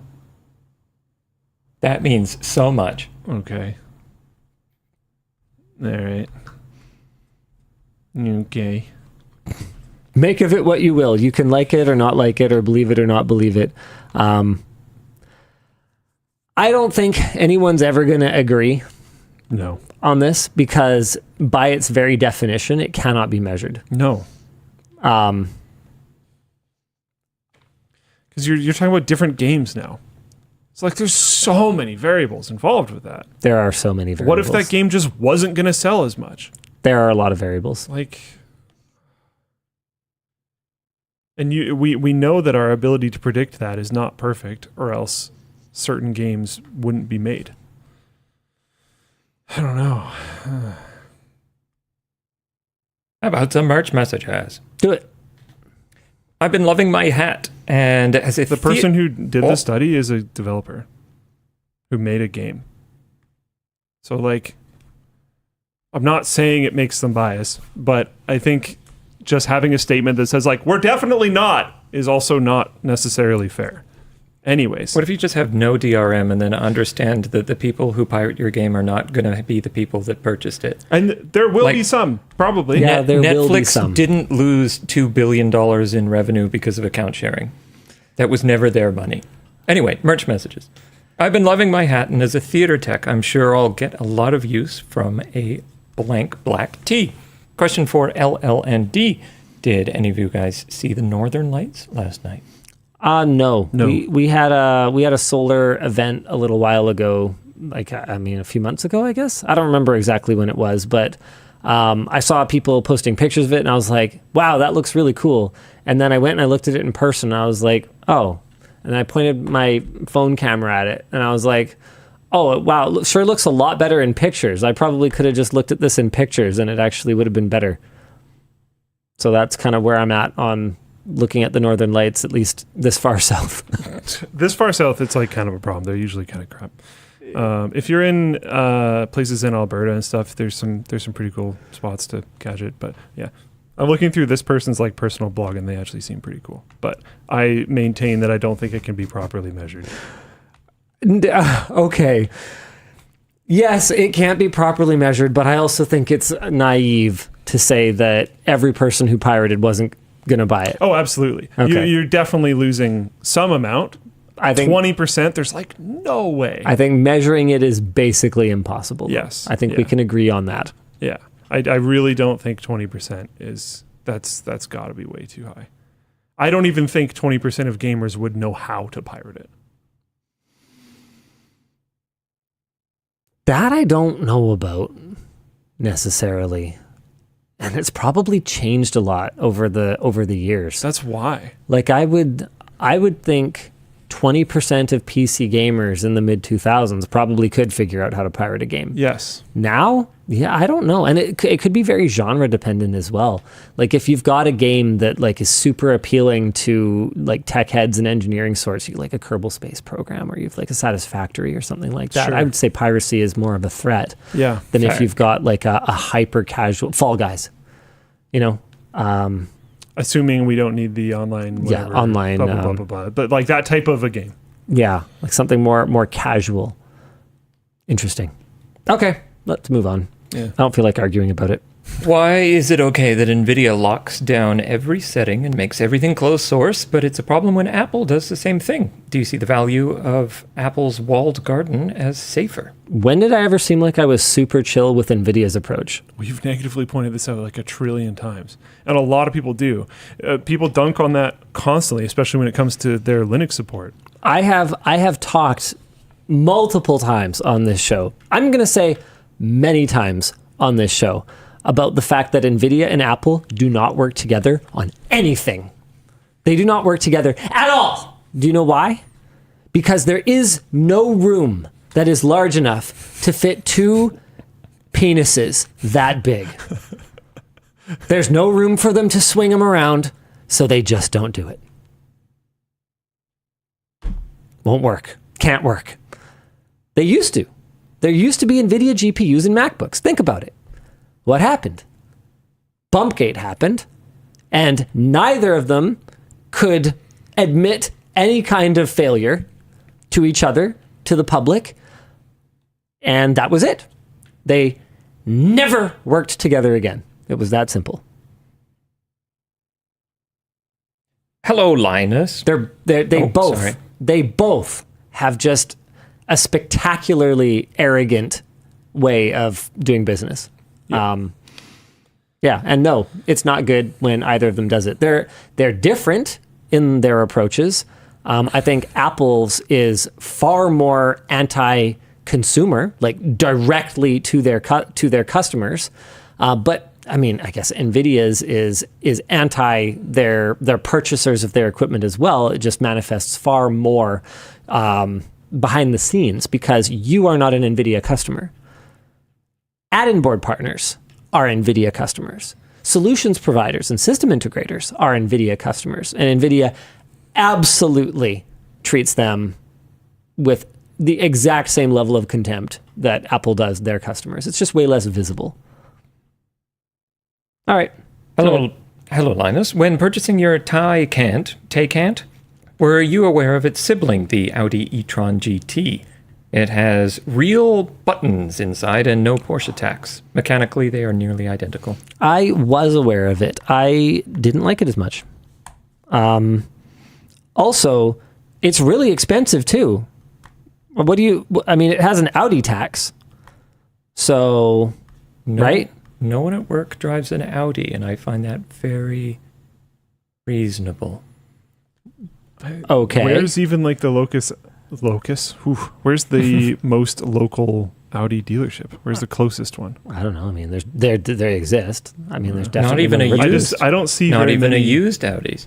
Yeah, I don't see very many Audis in BC at all. Yeah, I don't know. Good. Oh no, it is quite a bit less expensive. I admittedly didn't look that close. Oh, okay, no, hold on. No, they just have a sort of different model for it. So it only has one trim, but then you just add stuff to it. So hold on a second. If you like add a bunch of like fancy crap to it, you can definitely get her, like if you want heated rear seats and blah blah blah, fine Napa leather, you can. Oh no, you cannot make it as expensive as a Taycan. Nope, not even close. So yeah, you're right, it's cheaper. I went to see it, I didn't really like it, and I think it's kind of that simple. First purchase as a full-time software engineer, gearing up for the home projects to come. Question for Linus. Are there any videos similar to the Intel Fab Tour in the pipeline? Fab Tour? Oh, we're going to look at an ISP. Oh, Yeah. Well, that'll be sick. sweet. Yeah, that'll be fun. That's cool, actually. That's awesome. Yeah, and I think there's like a, oh man, what is it again? No, it's like it's really interesting for some reason. Why is it interesting? Yeah, no, it's going to be really cool. I think it's an ISP or a data center or something, and I think it's I don't want to say what it is exactly, but it's really cool. I forget because I think I remember what it is, but I don't remember if I remember right. If it's what I think it is, it's going to be the coolest thing ever. And if it's just a random data center or ISP, then it's still going to be really cool. There. How do current gen consoles use GDDR as system RAM? Why hasn't this been done on laptops or handheld gaming devices to increase integrated GPU memory bandwidth? That's a good question for an engineer. I admit that I am not familiar enough with the differences between regular DDR and GDDR enough to tell you why it works fine for a console and why it doesn't work fine for a computer. My understanding, and there have been computers that do use GDDR memory. There was that weird, I forget the brand, but that weird like China-only console PC that did use GDDR. We've also seen like these bizarre like Frankenstein console boards that you can like install Windows on and stuff, and they are definitely using GDDR. My understanding is it just comes down to that DDR has better latency, which is better for running an operating system, and GDDR has better bandwidth, which is better for graphics, where throughput is the most important thing. And these console operating systems are optimized so that they don't have as many sort of random processes running, so there's not as much of a hit from having higher latency. But beyond that, I couldn't tell you. And I have to admit, I don't really understand why, as we make our way into DDR6X, why the latency might not be good enough to use as your system memory as well. I mean, Apple is clearly using shared system memory, although in that case, are they using HBM? I actually can't remember off the top of my head right now. M3 Mac memory type. No, I think it's just. Is it DDR? Blah. Why can't I remember right now? Help me. LP DDR5X. Yeah, okay. So it's not GDDR. So Apple clearly uses regular DDR as GPU memory, and consoles clearly use GDDR as system memory. Ask the engineers. Trying again since we ran out of time last week. What is one regulation in your industry that you'd like to change or remove? And maybe one that you would like to add? In my industry, a regulation that I'd like to change or remove. I hate zoning regulations. That's I in your think they industry. suck. I think that if you are, building something tasteful and safe and I don't think all zoning sucks. Mixed residential business. Mixed residential business. Yeah, but I don't necessarily want highly polluting factories in residential areas. Yeah, for sure. No, not all zoning sucks. there's value to zoning, but I'm zoning, on the other hand, terrible. Downer. Okay. I think the one that I would want to get rid of is I don't remember what it is, but there's some type of claim or something that you can put on a YouTube video where you end up getting people's person identifiable information. Really? If you want to fight it. Oh, Yeah. that's pretty gross. Yeah, it's a problem. Like, I think some VTuber was going through this recently or something, where people are putting some form of claim against their account because if they want to fight that claim, they have to give them their information, and they don't want to be publicly identifiable. So they it's can't like fight the the whole claim. reason why they're a VTuber, so they can't fight the claim. That's super icky. Yeah, it's gross. I mean, even for us, like, you don't necessarily want to give them personal information. Iron Mouse and fake copyright claim to get personal info. Yeah. Some article I was reading the other day. Yeah, it's gross. Don't do that. Be cool. Yeah, that's junky. John Vellestup from Prairie. Does your interaction or relationship with Taryn change after hiring him? If Taryn's no longer working with LMG, where will you find a new CEO? Who will you trust for such a position? No, I don't think that our relationship has changed much. We do periodic check-ins where I'm just like, hey, how you talk doing? More often. Sorry? You talk more often. Yeah, we talk more. But like, I wouldn't say that the way we interact changes or has changed. He's still extremely brutally honest with me. I'm still extremely brutally honest with him. He made an offhand comment.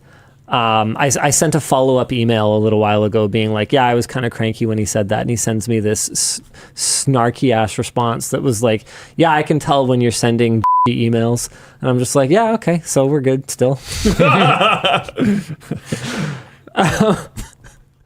So, yeah, it seems fine. As for, where would I find a new CEO? Who would I trust for such a position? I have no idea. I think he has pretty good job security at this point, not because everything he does is perfect, but because, he has the room as far as, I'm concerned still.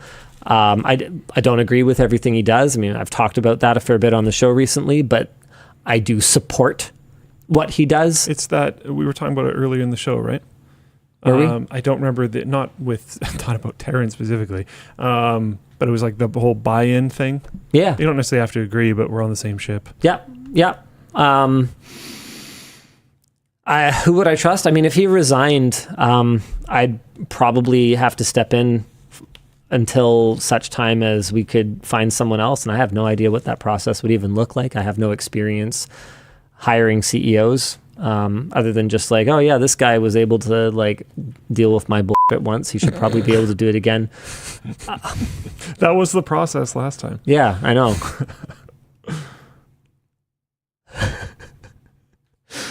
Hey guys, at Luke, as a 3D artist, I look for stretched textures in games to see if the developers put effort into their game. Does your profession help you in any way judge how good something is in games or otherwise? Dude, I have such a hard time enjoying certain forms of media now, especially YouTube. Because Interesting, yeah. when I see something that is meant to look like a casual conversation between people, Oh, drives me nuts, dude. but I can tell that it was filmed from 4 different angles on 3 different days. Not gonna lie, I get this with you guys sometimes. We don't try to hide it, dude. That might be why. Yeah. We don't try to hide it. For a long time there, I don't even know if I could define the era, but you were making videos in a way that I think you didn't want to or something. I don't know how I'd even define it. And I could tell, and I don't think like almost anyone else could tell, but I could tell, and it honestly made them unwatchable. I couldn't watch any of it because I was just like, I know for a fact he doesn't want to do this. And that just, I don't know, that threw me off. I don't even remember. For me, it makes me a little bit more sympathetic to certain software issues and also significantly more critical about other ones. Because when Like, you know how little work it was. yeah. Or I know that it was better. a decision. Right. Yeah. And that'll drive me nuts too. Sure. Or I'll be able to tell, like somebody just felt like not doing it, so they convinced someone else on the team or something that it like wasn't possible or whatever. And it's just like, oh man. I think part of what ruins stuff for me is the people that I'm surrounded with, like Brandon Lee, who used to work here as a camera op, editor before that, mostly camera guy. So, we're having like a cinematography discussion, right? And then it kind of shifts into like, there's, and he's telling me like, look, like as a cinematographer, there's certain types of formats I just can't watch. And I was like, well, what do you mean? He's like, sitcoms. I'm like, what? Why can't you watch a sitcom? Like, who cares? They make funny joke, guy walks in room, everyone laughs, like all the tropes, right? And he's like, the laugh track actually, on that side, anything with a laugh track, I can't watch it. And then he has me watch this this edit of The Big Bang Theory without the laugh track. It's so rough, dude. And that was a show that at least the first few seasons I thought were pretty funny. It was pretty light entertainment for me. Like it was the kind of thing that I would watch while like bouncing the baby to sleep. So it wasn't like my attention was super focused on it, but I enjoyed it. And after that, I couldn't look at it the same. I couldn't enjoy it at all. They're all standing there silently. Yeah. Completely. So part of it is just like it's not necessarily working in the industry that ruins something for me, but it's like the professionals that I'm surrounded by and sort of their influence. Yeah. Totally ruined. I don't think I've watched a sitcom since then. Yeah. Yeah. I watched an edit of Death Note with all the inner monologues removed. That was awful. Just ridiculous. But yeah, there'll be like, I think, honestly, if anything, it makes me appreciate my developers a lot. Because I'll look at other sites and services, use it, and then be like, ugh. And then look up like, how many developers does this company have? And be like, whoa, okay, we're doing pretty good. Yeah, I don't know. Teams, Microsoft Teams. Oh! I always give you a pat on the back when Luke is feeling bad. Helps cheer him up a little bit.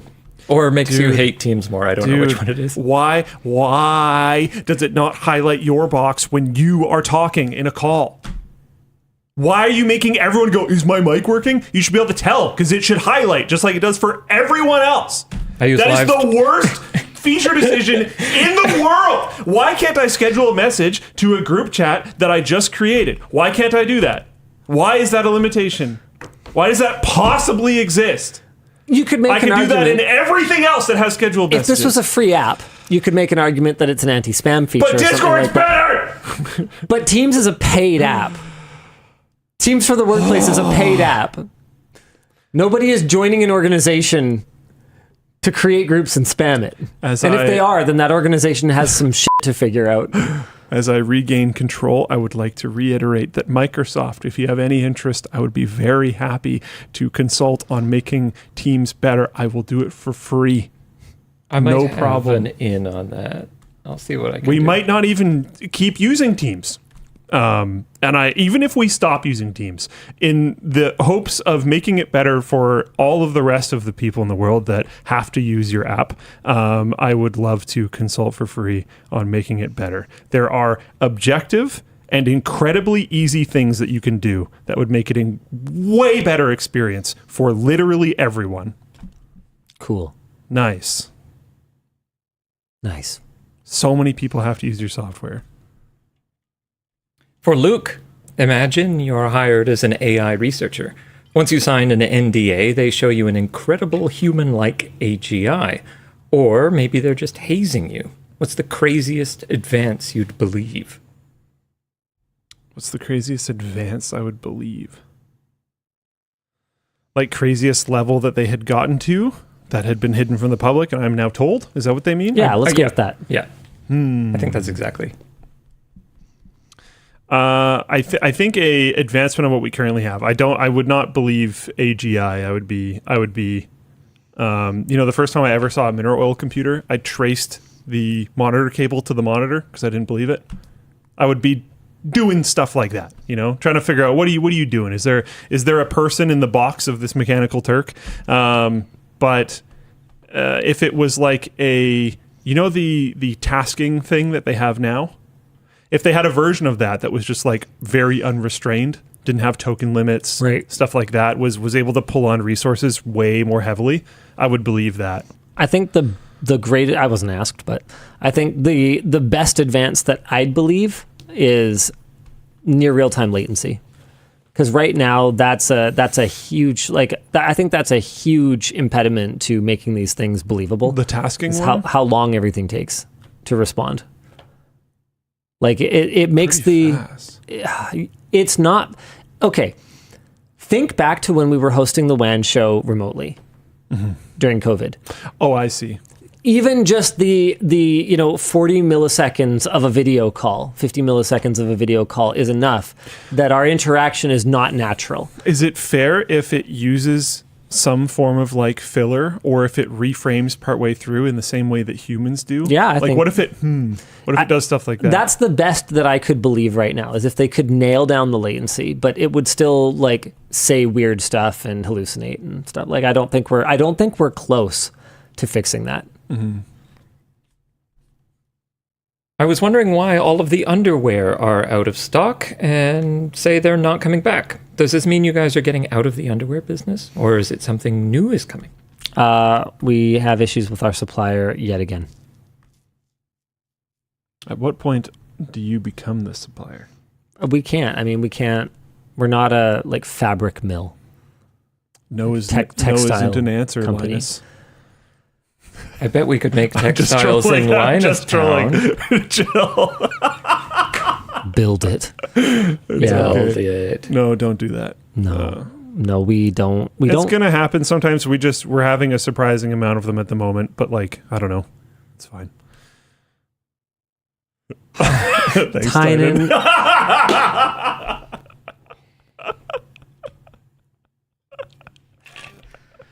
Tynan from the Creator Warehouse team up in Float Plane chat here. No isn't an answer. Holy moly, Luke, well played. We're going to find a solution. It just isn't going to become a textile mill. That's all.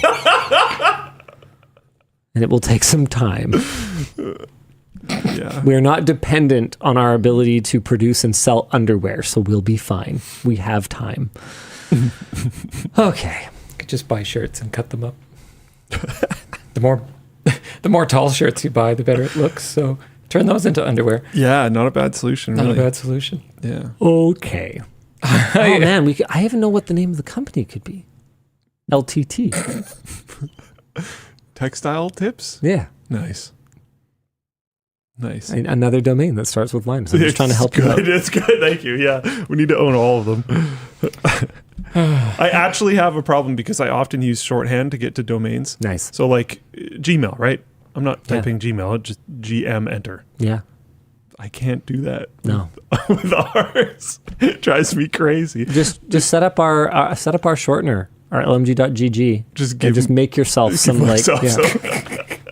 Add affiliate lab, store, add affiliate links, forum. Your team controls our DNS settings and everything, so you could just add some custom resolving rules and just.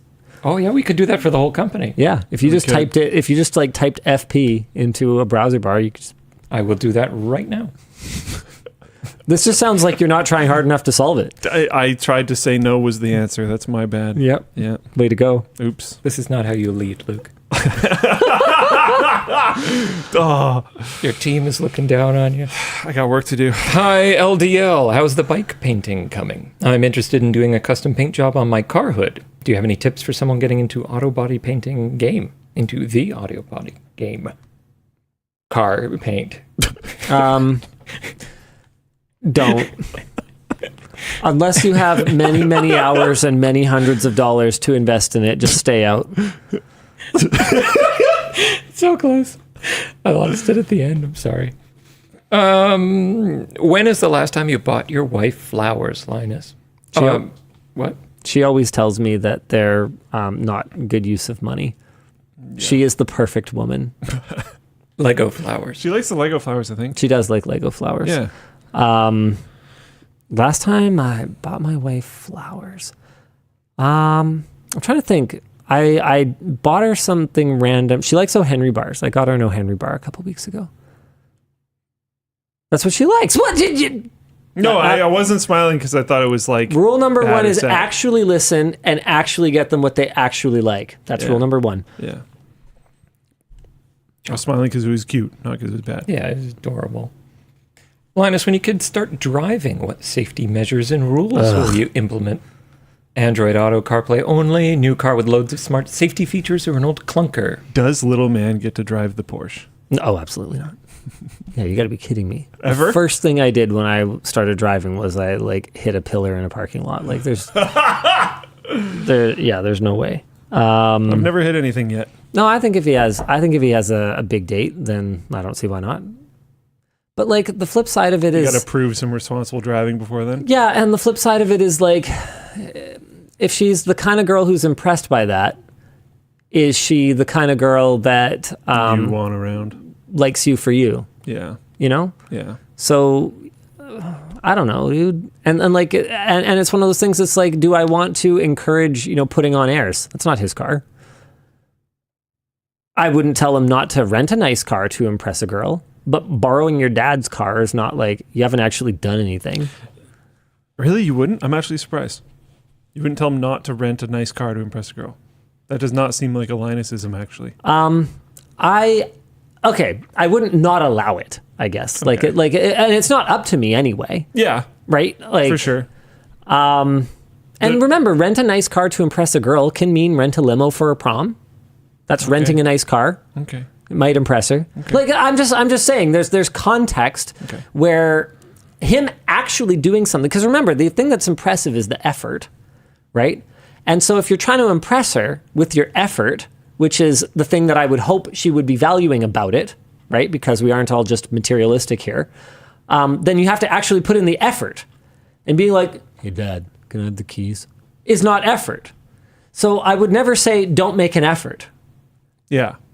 But borrowing my car isn't effort. Yeah.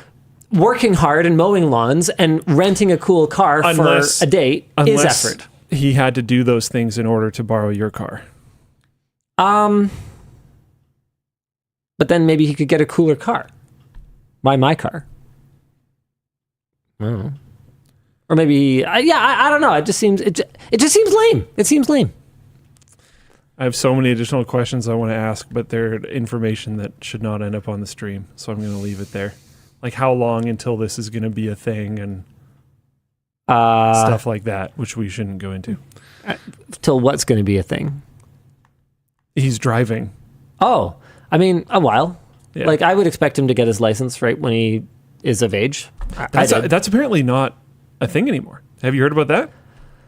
That's interesting. I have some pretty strong feelings about that. Yeah. That might not be popular. Oh.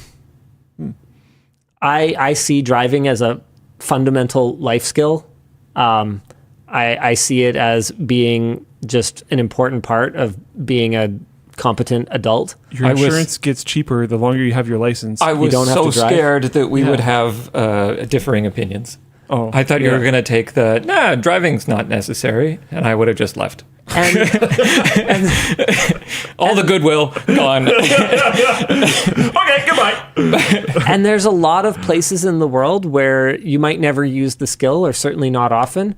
But then just in case you do, your insurance is super cheap. Look, I don't agree with my mother about everything, but when she was convincing me to learn to drive stick, and I don't necessarily think that most people need to learn stick anymore. There were a lot more stick shift cars back in the early 2000s than there are today. But when she was convincing me that I needed to learn to drive stick, a manual transmission with the shifter, her rationale for it was, you don't know where you're going to be and what the situation's going to be when there's an emergency. If the driver is incapacitated for some reason and we need to get to the hospital now, you need to be able to drive. You need to be able to drive any vehicle, and you need to be ready for it. You don't need to be the most practiced operator of the thing, but you damn well need to know how to do it. And I kind of carried that with me. I agree. I strongly agree. And I think that even if you will probably never drive, you should learn to drive. Yeah, Vertig1 said being able to drive isn't the same thing as having a license. I do agree with that, but I don't think, at least here, getting a license is not that big of a step. And the potential benefits behind it are really big. Like, if you do need a car for whatever reason, your insurance is way cheaper. The ability to upgrade your license in case you need to have an upgraded license for a certain line of work that you might need to do. Yeah, it opens up so many work possibilities. Like keeping yourself limited in that way and making it so that if you do need it, it's going to be very expensive, just seems really oddly short-sighted for something that is not that big of a barrier. Are you always going to live in a super walkable city? Yeah, Maybe you want to yes, move. I don't know. Yeah, it's the arguments. Like, look at the cost of housing and stuff lately. Like, you're probably going to move at some point. And it's one of those things where not everybody is in a life situation where they're able to. Right? Yeah.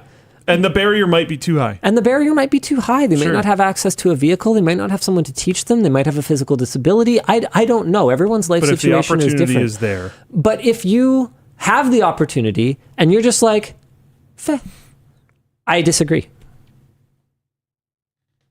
Yeah. Yeah. Like, I knew people that didn't have access to a vehicle in order to take their test. And that was a pretty big barrier.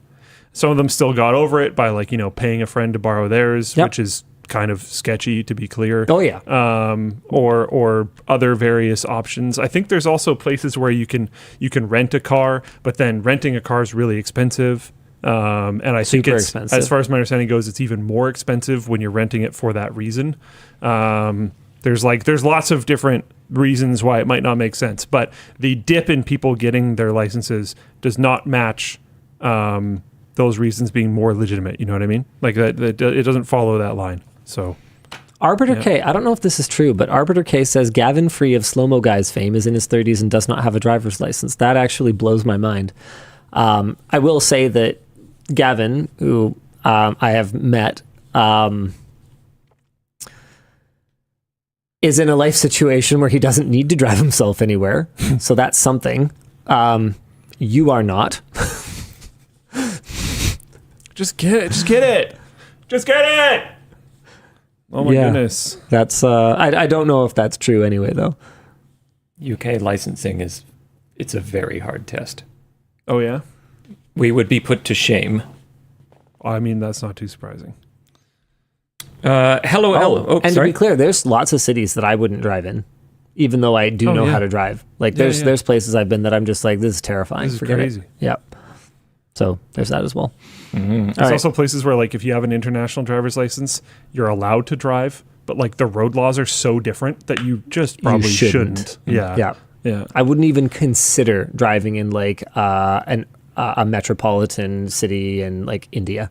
Wouldn't even begin to consider it. Not even the rules of the road, just the styles of driving are so different. So different. My goodness. Yeah. Hello, LLD. I'm a power sports student who was told to buy a quality ratcheting screwdriver. Power sports? Motorsports. Okay. Yeah. Linus, has there been any consideration towards motorcycle riding when designing any products on the store? I'd say the only one is the backpack, and the only consideration really was that it would fit over like my shoulder pads on my riding jacket, and that the carabiner zipper pulls were, because A, I thought they were kind of cool. I saw them somewhere and I thought they were cool. And B, because I would ride with my rackets, my badminton rackets sticking out of the bag. And so I needed a zipper system that would hold but not come apart. Yeah. But hold but not close completely. Mm-hmm. Yeah. That's about it. Good evening, Daniel, Lucas, and Sebastian. I'm looking to get into swimming as my exercise routine. It's not my name. It is now. Sorry, keep going. Curious as to how that is going for you and any tips on getting started. It was great this summer. Like I actually got boobs and my cardio is way better. I've switched over to Beat Saber now that the weather sucks, and I am looking forward to swimming again next year. Yeah. The only tip I can give you is do it, you coward. It's so hard to get motivated to get to the pool. Even when it's in my backyard, it's still hard to go get changed and get in the water. But once you get going, it's good. The relatively long drive to my gym sucks. But the gym that's closer to my house is way overpopulated to the point where if I wanted to do the same workout that I do at the gym that I go to, it would take sometimes up to 4 times as long, to the point where in a 3-hour period, I might not be able to get enough time on each one of the machines to even finish my workout that I can do in an hour at the other gym. That's frustrating. It's not even worth it. I have to drive. The other thing I would say is if you don't want to pull a me and get an ear infection, if you're going to be swimming all the time, maybe get earplugs or something. They're pretty cheap. I bought some Nike ones and they were $9 or something, $10, $12, somewhere around there. Last one I've got for you today. Hi DLL, what features are in the works for Floatplane, and are there any features that you would like to implement? What kinds of things does the team do for the other companies? That's a lot of questions. Whoa. Could you give us a product roadmap and also a business proposal for the quarterly business review for What's your Q5 looking like? Yeah. Honestly, each one of those I could make a whole show about. Wow. The roadmap I'm not giving you because I have learned my lesson on that. And if we make any change of decision or do anything whatsoever to alter it, you'll say you won't be mad. People will go freaking nuclear. You'll go ape shit. We're working on stuff. Yeah. And it's good. Yep. And people are going to be happy. And it is what it is. We don't have the agility or the speed that some notably larger teams have. We don't have feature parity with things like YouTube and Twitch and stuff like that. And that just is what it is. We don't have the developer base. We don't have the armies of developers to do stuff like that. And that's okay. We still have cool things. I think Floatplane is good, and we're going to keep doing good stuff.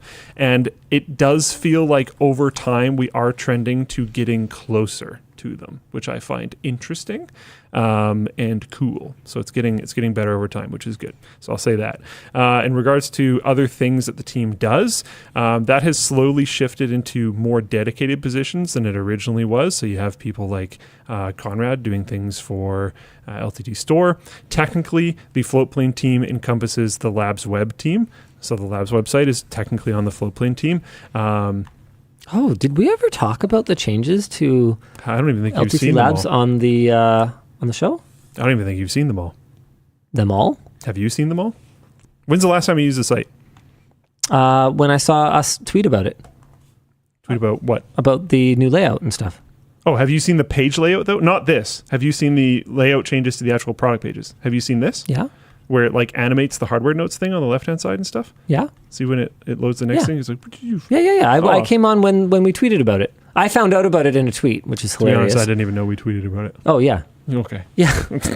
They were like, hey, come check out the I think it's awesome. I think it looks great. I think it's really awesome. Looks super pro. Yeah. I will yet again not publicly say the roadmap, but there is something that we're looking into working on right now, which I think people will like a lot, and it's in the spirit of some of the redesigns that we've done to the front page and the product pages. And honestly, I think it's really sharp. I think some of the work that's been done there has been really, really good. Oops, I clicked the wrong link. Are we fans of fanless power supplies? This was actually pretty cool. They looked Some of at the articles we've been doing are awesome. They looked at thermals and efficiency. The answer, unless you're a liar or stupid, is almost always. Pretty much always going to be it depends. It depends. So then you got to read the rest of the thing. Yeah.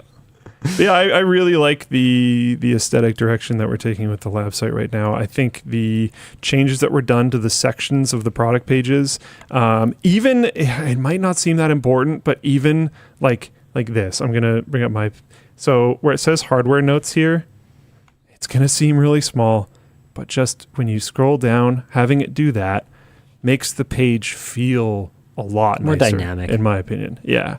So as you're going through, we used to have all the sections automatically minimized. They don't do that anymore, which I think is better. It has that little animation thing, so the page kind of feels alive. I really, really like Dan's whole concept here by having other Dan. Yes, by having all of the like picture and stat information on the right and the write-up stuff on the left, so it feels like, and the write-up stays with you as you're scrolling through the stat information. So it's just, I don't know, the flow just feels really good. I really like how the site feels right now. I think it's great. There's still work to be done. We need to work on stuff like the comparison bin, stuff like that. But yeah, it's really coming into its own, in my opinion. So you're still interim head of labs, right? Sure. Are you applying for the job, or like? Am I applying for the job? I don't know. I'm how not this applying works. for the. I don't audition. I just work here. Don't audition. You take me All or right. you don't, brother. We'll see you again next week. Same bad time, same bad channel. Bye. Don't audition.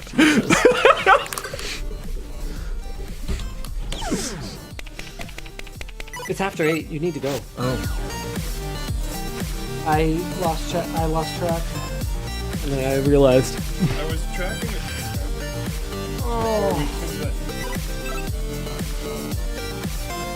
Oh, yeah, that's